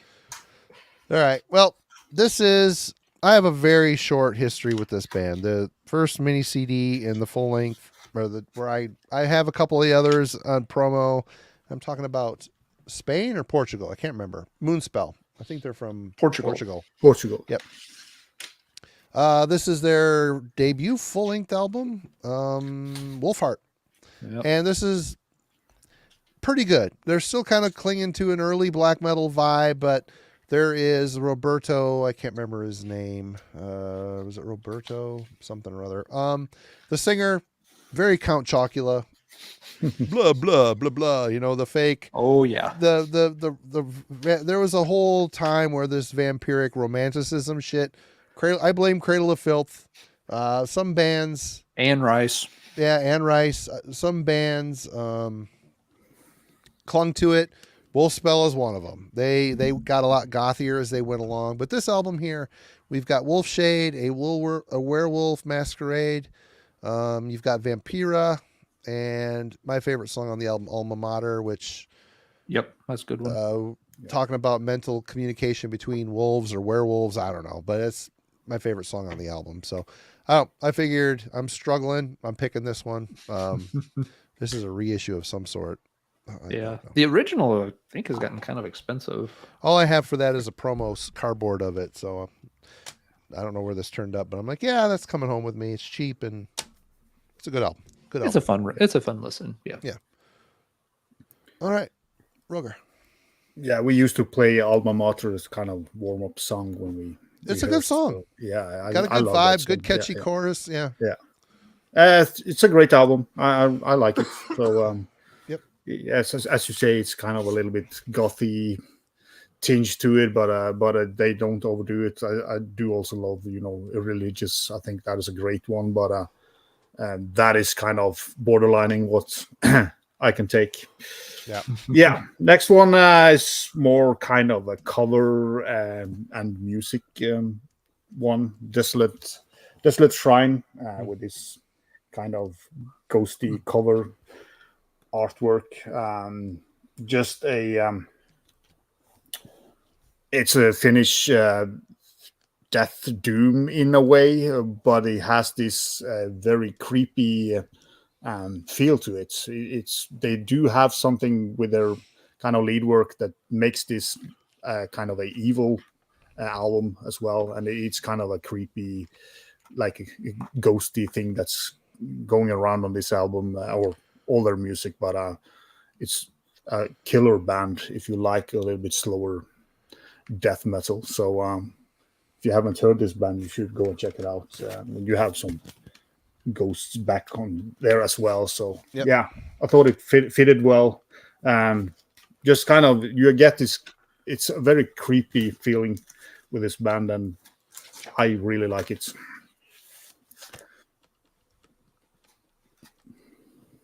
All right. How was the show, Jake? Oh, Overkill show. Great night. Cool. Ellen. Very cool. All right. This one fits the bill. Not a great album, in my opinion, but it does fit the bill. It's American power metal band Camelot, and this is album number 4, 5, 6, 7, I believe. 7th album called Ghost Opera. So there you go. It fits the theme. Camelot had a really good run of albums in like the late 90s up until like the mid 2000s. Albums 4, 5, 6. There's at least 3, maybe 4 albums in a row that are all just like A+ material. Really good stuff. They had the first 2 albums are weird. The music's not bad, but their vocalist just wasn't that solid. So they're kind of forgettable. They were on Noise Records as an American band in like the mid to late 90s, which is just a weird combination to start with. But then they ditched that guy. They managed to pick up Roy Khan on vocals after Conception had kind of run its course. It took 1 album for them to kind of work out the kinks. And then on the 4th album forward, they got really good. But this is the album where they kind of overdid it. And you just, even the cover art, the title, you start to get the sense that, yeah, they're leaning a little too much into this, kind of gothic power metal direction. It's just a little too overwrought for me. Picture of the band from the time really, tells you a lot about the vibes they're going for. Did they sign it? Ellen, keep being magical. Never stop being magical. No, they did not. My wife got this copy autographed when we saw them in Atlanta for one of the prog powers about 10 years ago. They were playing the Thursday. Well, let's see. Actually, we may have seen them twice. Her and I were trying to sort this out a week or 2 ago. But regardless, we got autographs from the band for this copy. So we definitely keep it. It is neither of our favorite Camelot albums, though. It just feels like, they got a little too into the symphonic side of things here. The songwriting's not quite as strong. And the next few, it would kind of lead to a period where they almost became a little more hit or miss. Khan eventually left. They got an excellent replacement in Tommy Kjorvik. The album they released last year was an outstanding return to form. It kind of dragged towards the last few songs. They kind of ran out of steam for me. Oh, it's a long album. So 3/4 of that album is great. Yeah, the album pushes 60 minutes, if I remember right. So almost any album that length can start to wear down a little bit. But still, it was much better than what they'd done recently. And Ghost Opera, well, it fits the theme here nicely. I wanted to show it. Don't run out and buy this one. You got to be a real hardcore Camelot fan. It went over okay. There are a lot of people that like it. But yeah, for us, it just felt like they were kind of starting to lose the power metal vibe a little bit too much and doing a little bit more of the symphonic stuff, which, it just didn't quite sit right. But still, it's a ghost-titled album and a ghost-titled song and a band going for kind of a gothy kind of look. So it clicked the right buttons for this topic. All right. Well, let's show a favorite. Wrath of the Tyrant by Emperor. This is picked this for Witches Sabbath. And for those who were like, what is this? What pressing is that? This is the Wild Rags copy of the demo. Kind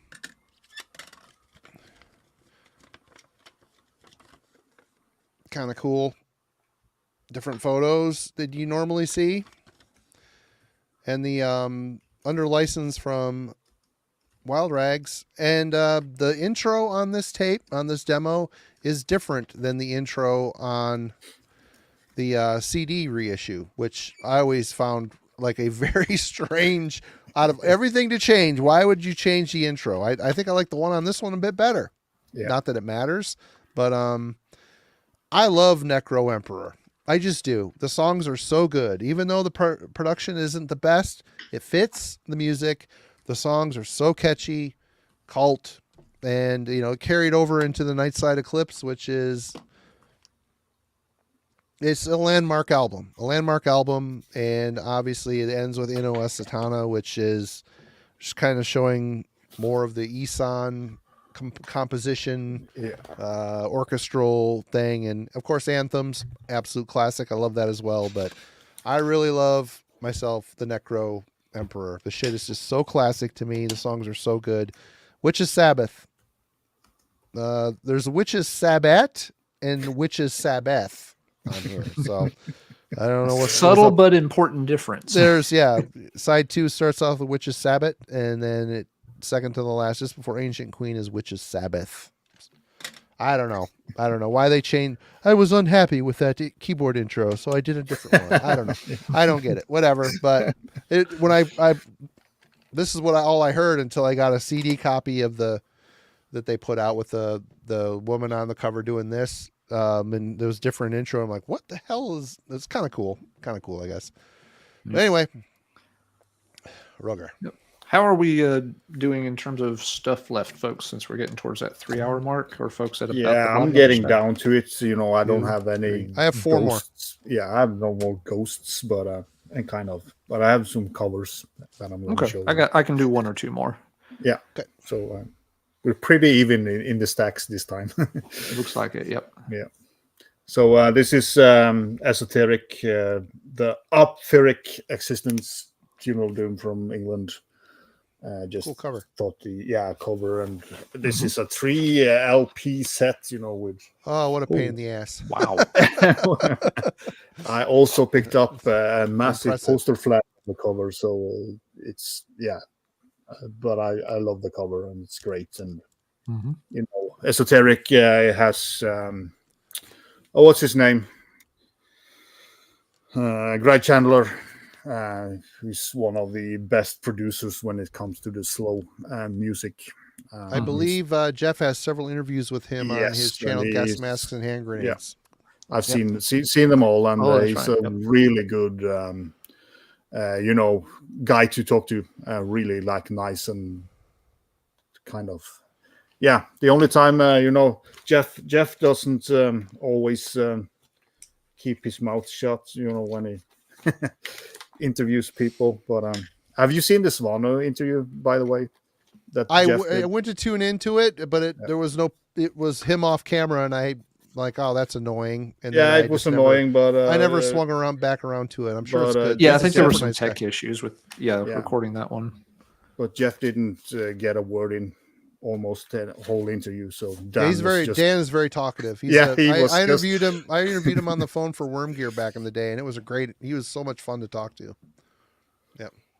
Yeah. Okay. Yeah, I mean, Simon says 3 LP, get a CD, but the first song is 24 minutes, the second song is 19 minutes, and you have 2 other 15-minute songs and another 19-minute song, so you kind of they had to. Yeah. That's an expensive album to produce. It's been the trifold fucking. Yeah, it wasn't cheap to buy either. So no. Yeah. But I just love Esoteric. Is one of the best funeral doom bands. So they're great. Yeah. And Greg Chandler producing it. The sound is spot on. So yeah. All right, good one. All right, Alan. Yeah, very good one. They are always kind of heralded near the top of that genre, and that's really cool packaging on that one. Have not seen that before. All right, up next, we'll go with something definitely spooky and evil. What's the song title here? I got so interested in the Esoteric, I forgot to double check the song title. Where'd it go? There's a song. It had a weird ghost title to it. It disappeared like a ghost. It kind of did. Here it is. Yes, here's the one I wanted. Morbid Visions of a Dead Soul. That sounds pretty ghostly and spooky. This is from some of the demos by a Bosnian band called Sulfuric Night. Going for a very much kind of, stripped down, raw, lo-fi, black metal kind of Alan vibes. always pulls these weird cult things out. I'm like, wow, there you go. From Camelot to Bosnian underground black metal shit. Gotta keep everybody, keep them on their toes. That's Absolutely. Right. But yeah, for whatever particular reason, I came across this band probably poking around just on Discogs or something. played a few tracks and really like their style. They are not as lo-fi as like Black Silas, which they've gotten a fair amount of attention in recent years. But they're kind of operating in that same style. But just take like Black Silas, clean up the sound a little bit, and add a little bit more melody to it. I'd say these guys are maybe a little bit closer to like Pavesh N in those regards. Pavesh N has started to get a little bit more grandiose, slightly avant-garde than what they used to be. So compare this maybe to like early Pavesh N, and you're in the right ballpark. I think Sulfuric Night were technically part of one of those like, black metal circle groups. There's been a lot of those that have popped up, over the past decade or so. And there were definitely, there's a Bosnian scene with some of those bands. They did an album. This was like a collection for some of the demo stuff, but there is a full album by Sulfuric Night. I think it's called Forever Cursed, and it's quite good. It's in the same style, but again, it's kind of just straddling that line where it still has the raw black metal vibes, but it's well done enough that you can tell, like, this is somebody that does understand how to write songs. They're not just, banging away and screaming and calling it a demo. They actually are putting together songs here. They understand melody and, how to build and construct them. So yeah, cool band. There's some definitely ghostly, creepy things. The logo's even kind of flickering on the screen a little bit, at least on my screen. So added special spooky effects here late in the evening. Nothing but the best for our viewers on Heavy Metallurgy. Absolutely. But yeah, if you're into this kind of stuff, co-sponsored by Skywalker Sound and Magic. But yeah, if you like this style and you just haven't checked out Sulfuric Night, I'd recommend them. I like what I've got by them so far. And with that, I will go pull one more I was thinking of off the shelf while Marty shows something. All right, let's go back to the Full Moon Productions era. Remember that label? I used to buy a lot of shit from that. Well, this is Black Funeral, the Vampire, Throne of the Beast. We've got a couple on here. The Floating Blue Witchlight. We've got Vampire, Throne of the Beast. We have Spirit of the Werewolf. And it's so hard to read. My eyes are so shitty.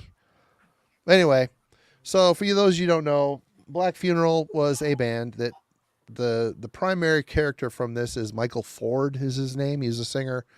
He would get a band. He would get a couple guys to make a bunch of music and he'd scream over it, essentially. His Journey to Horizons Lost demo. I remember when Worm Gear started in 95, 96. When you get mail, you get all these flyers. There was like, he must have pressed 1.5 million mail flyers. I mean, every time I would get Internal Bleeding flyers, I would get Black Funeral flyers. It was amazing. So it was inevitable I was going to check them out because the demo was so widely promoted. But it's pretty raw black metal, the way I like it most of the time. I have a good handful of his records. Now he's got the guy Asgore from Drowning the Light doing all the music while he screams over the top of it. So still, Black Funeral still a thing. It's just American Australian connection now. But yeah, I don't know. I've always enjoyed this stuff. I haven't listened to it in a while, but of course you've got Vlad Tepes on the cover there, who is the inspiration for Vlad. Or for Dracula. So, yep, vampire. The vampire shit for me was pretty easy to find. Everything else was a little hit or miss. I was kind of surprised. I figured the ghost stuff would be way easier. Roger. Yeah, well, I do agree. Kind of didn't think much about Phantom albums. There's a couple that popped up in my head, but we don't need to pull them out. This is kind of following the vampiric theme. This is Heads for the Dead, the Great Conjuration, out on Transcending Obscurity, and you get nice use of spot gloss there. Very nice. Oh yeah, a lot of embossed stuff on these releases, and shiny. Good Swedish death metal, HM2.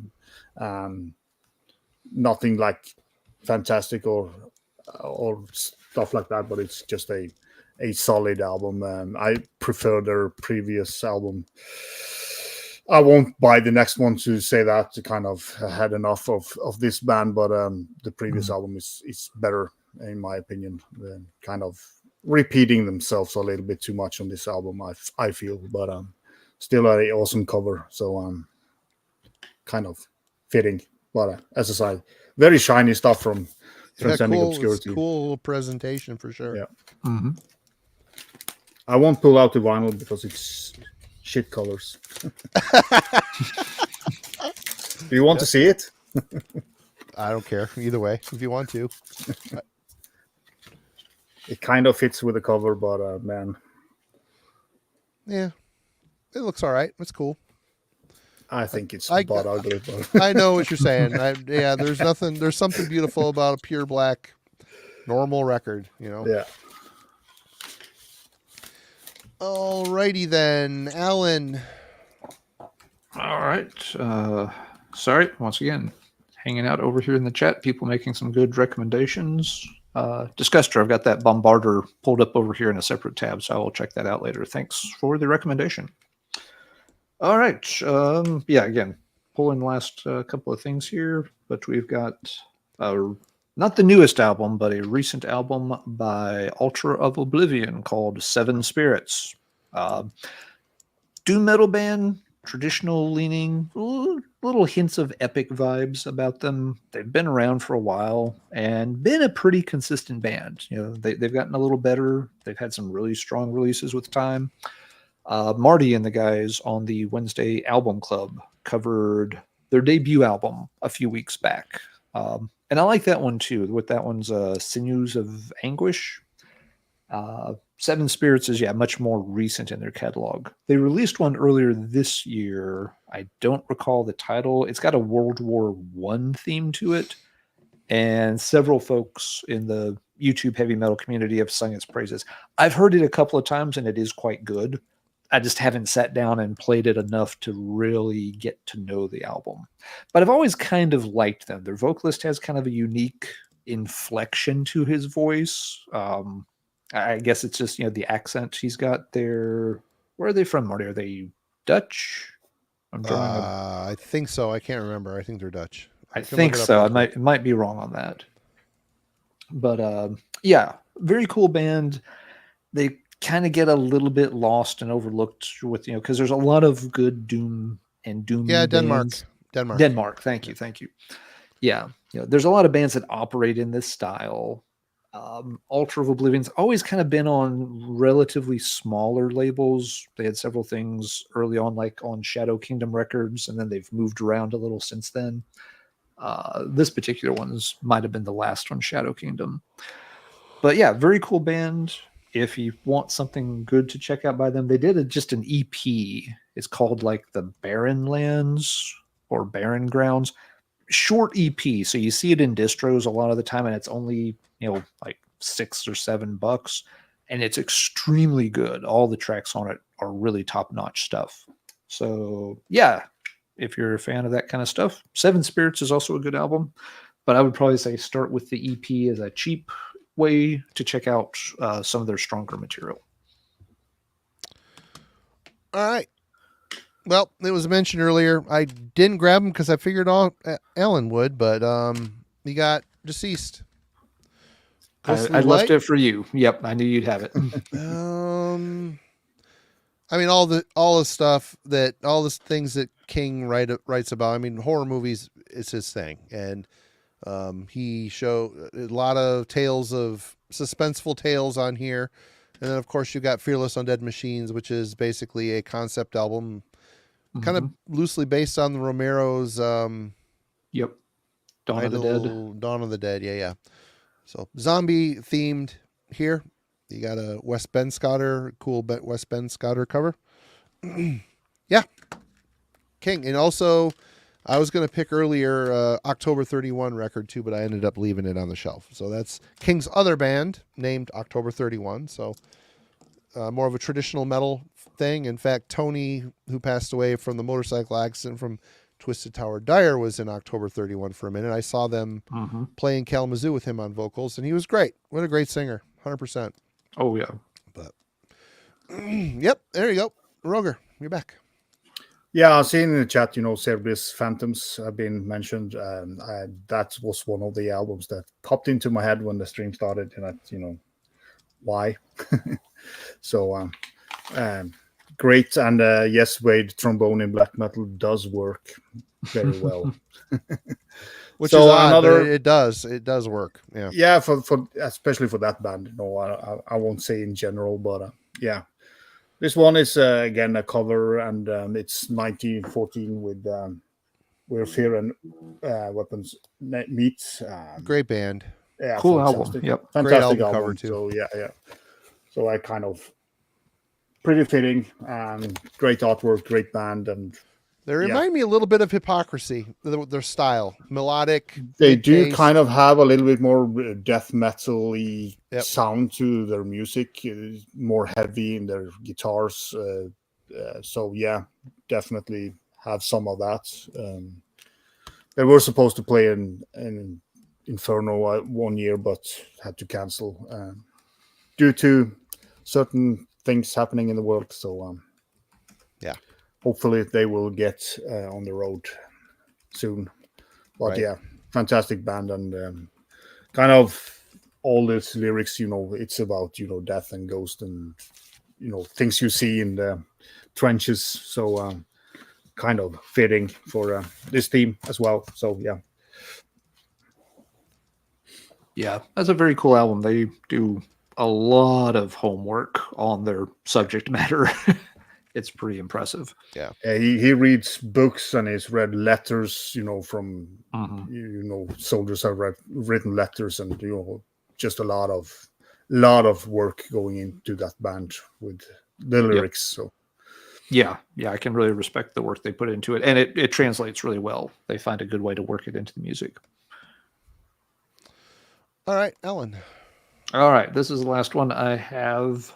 And this is a bit of a stretch. I thought of it early on, like, oh, that's a fun pick. And the more I thought about it, it's just like, we might be stretching this a little too far. But it came up in the chat not too long ago. So I'm like, all right, I need one more to round this out. So I'm going for it.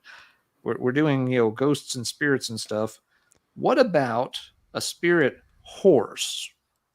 Because you have Spirit Horse. Well, yeah, Manowar had Spirit Horse of the Cherokee on the Triumph of Steel album.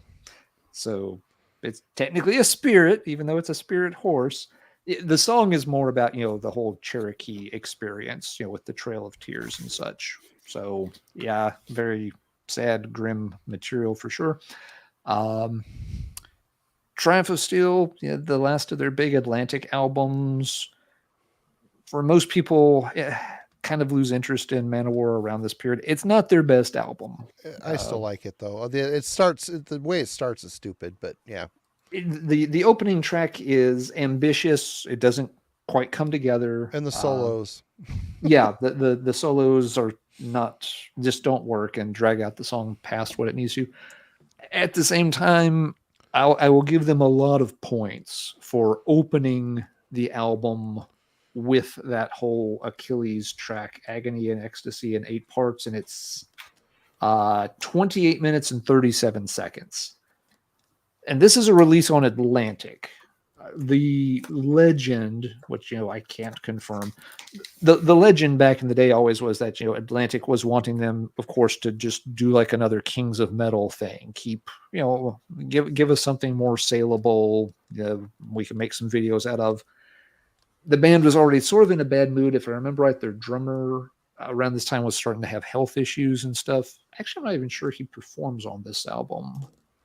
Well, it's Dave Schenkel and wait. Yeah. Oh, let's see. It's the drums here are Rhino. Yeah, so it's not Rhino fills in here on drums. So yeah, the band's already probably in a pissy mood, that longtime drummer is not available. Manowar is probably not the kind of band that seems to like being told to make something commercially digestible that we can put on MTV. And so they turned in an album with a 28-minute opening long track and said, here you go, fuck you, we're not changing any of it. That has always been the legend behind Achilles' Agony and Ecstasy, opening the album in such an obtuse way. Get past that, and there are some really good songs on here. Ride the Dragon is very good and extremely fast. Power of Thy Sword is one of those just big sing-along, hail and kill kind of moments from Manowar. Great track. The Demon's Whip, the ending of that's a good song.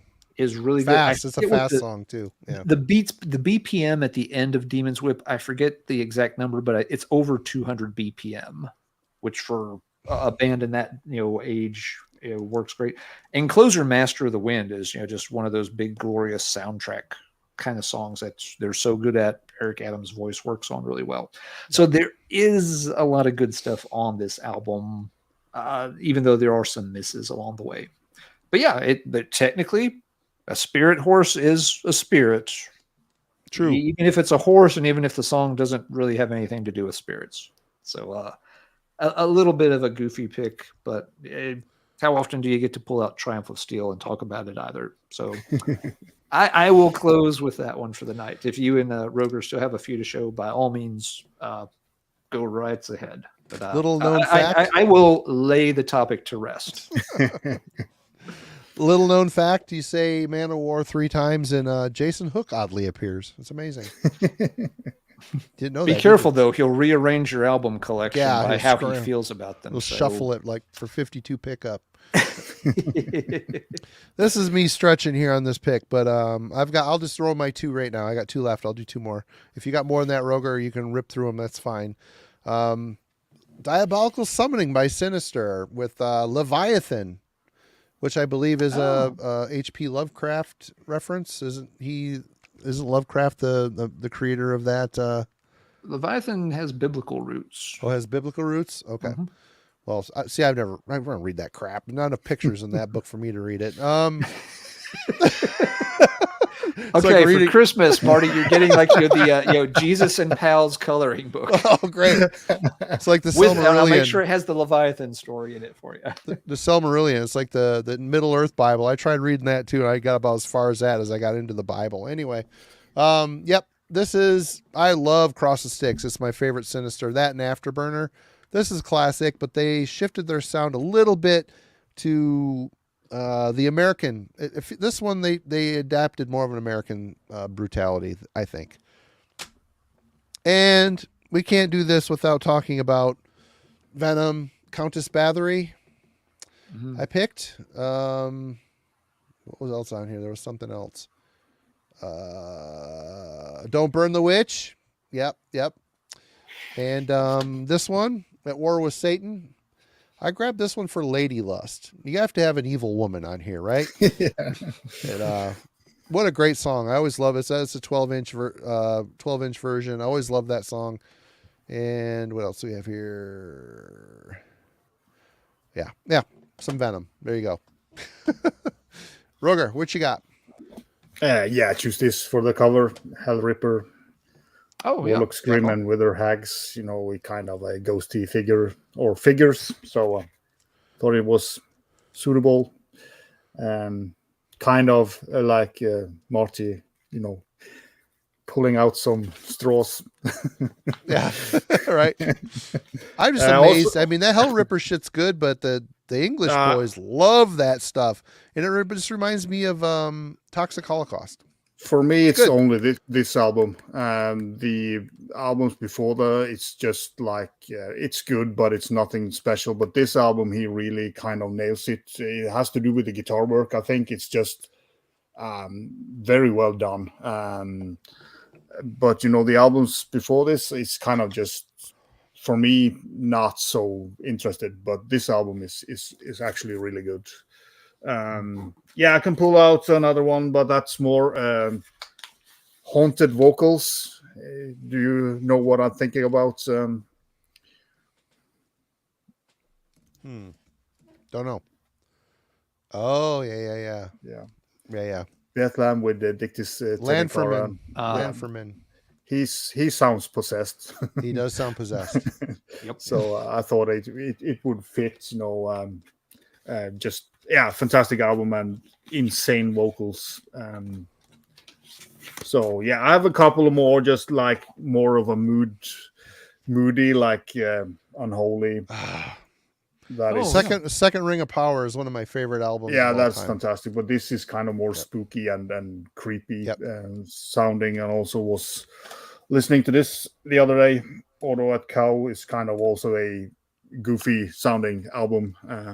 Some of Attila's most bizarre and extreme vocals, really. Yeah, I fucking love this album. It's a good album. Yeah, I think it's fantastic.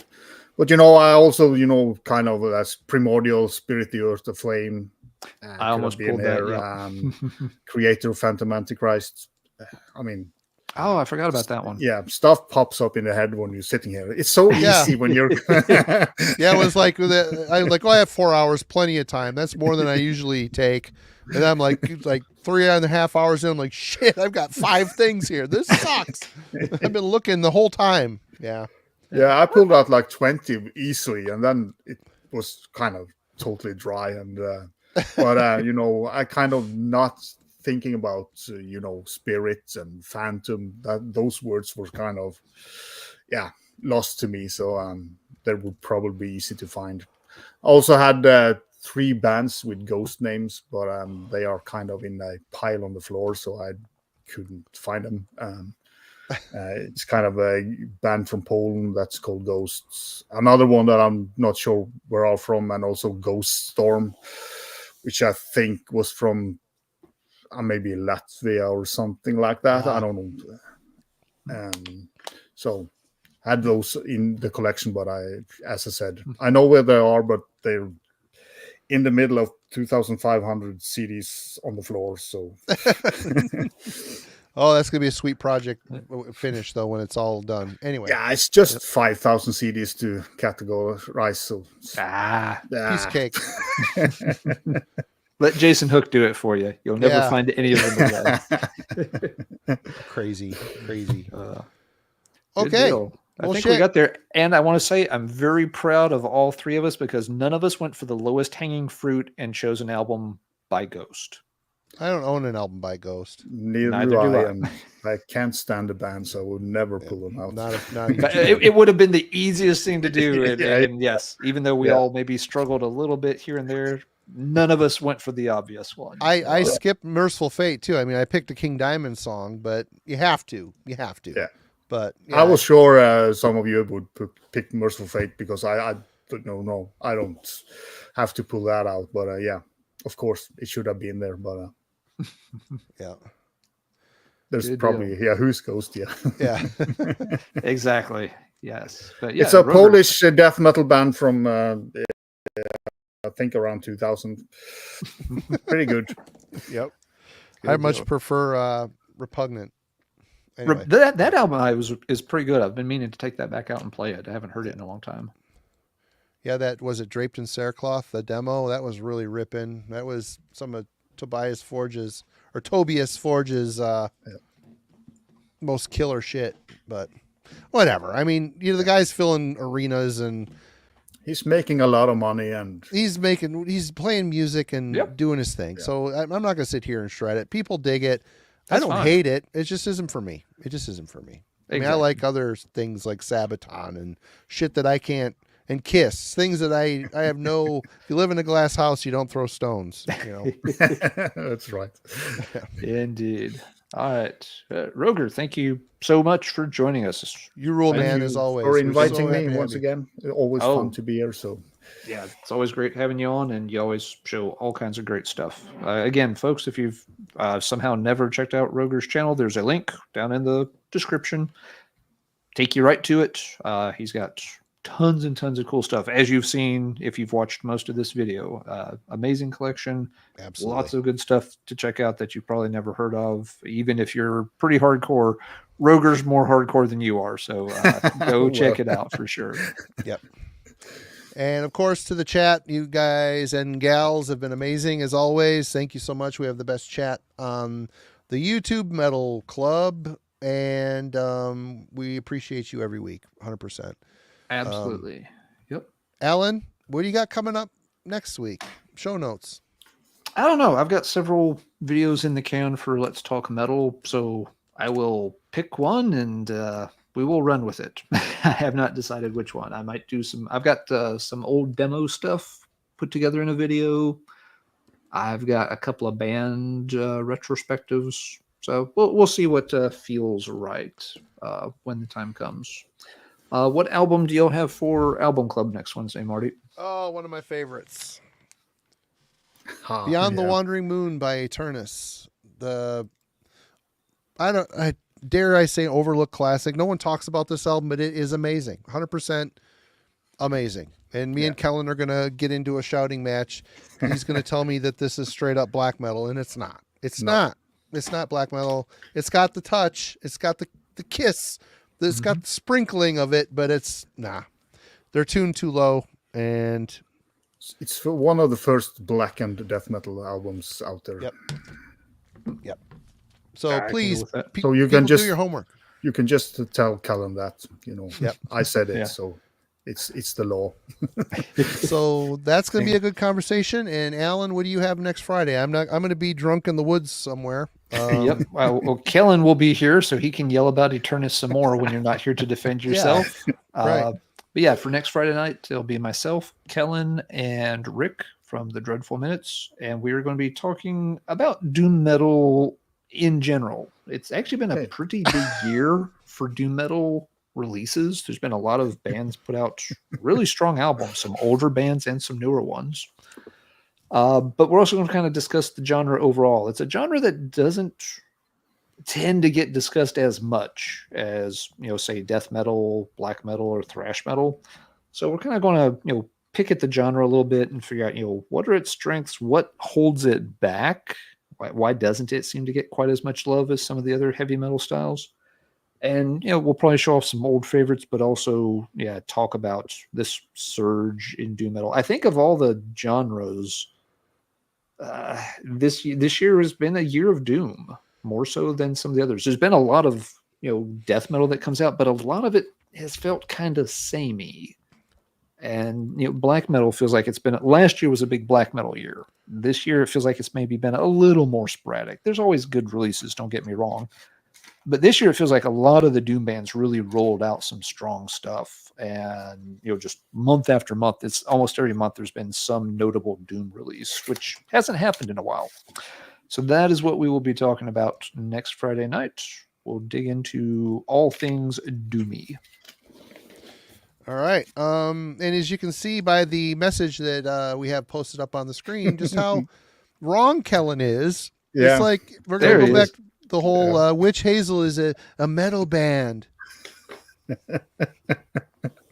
Oh, it's going to be a good conversation, everybody. Yep. And we will see you next week. Go check out Rogar's channel.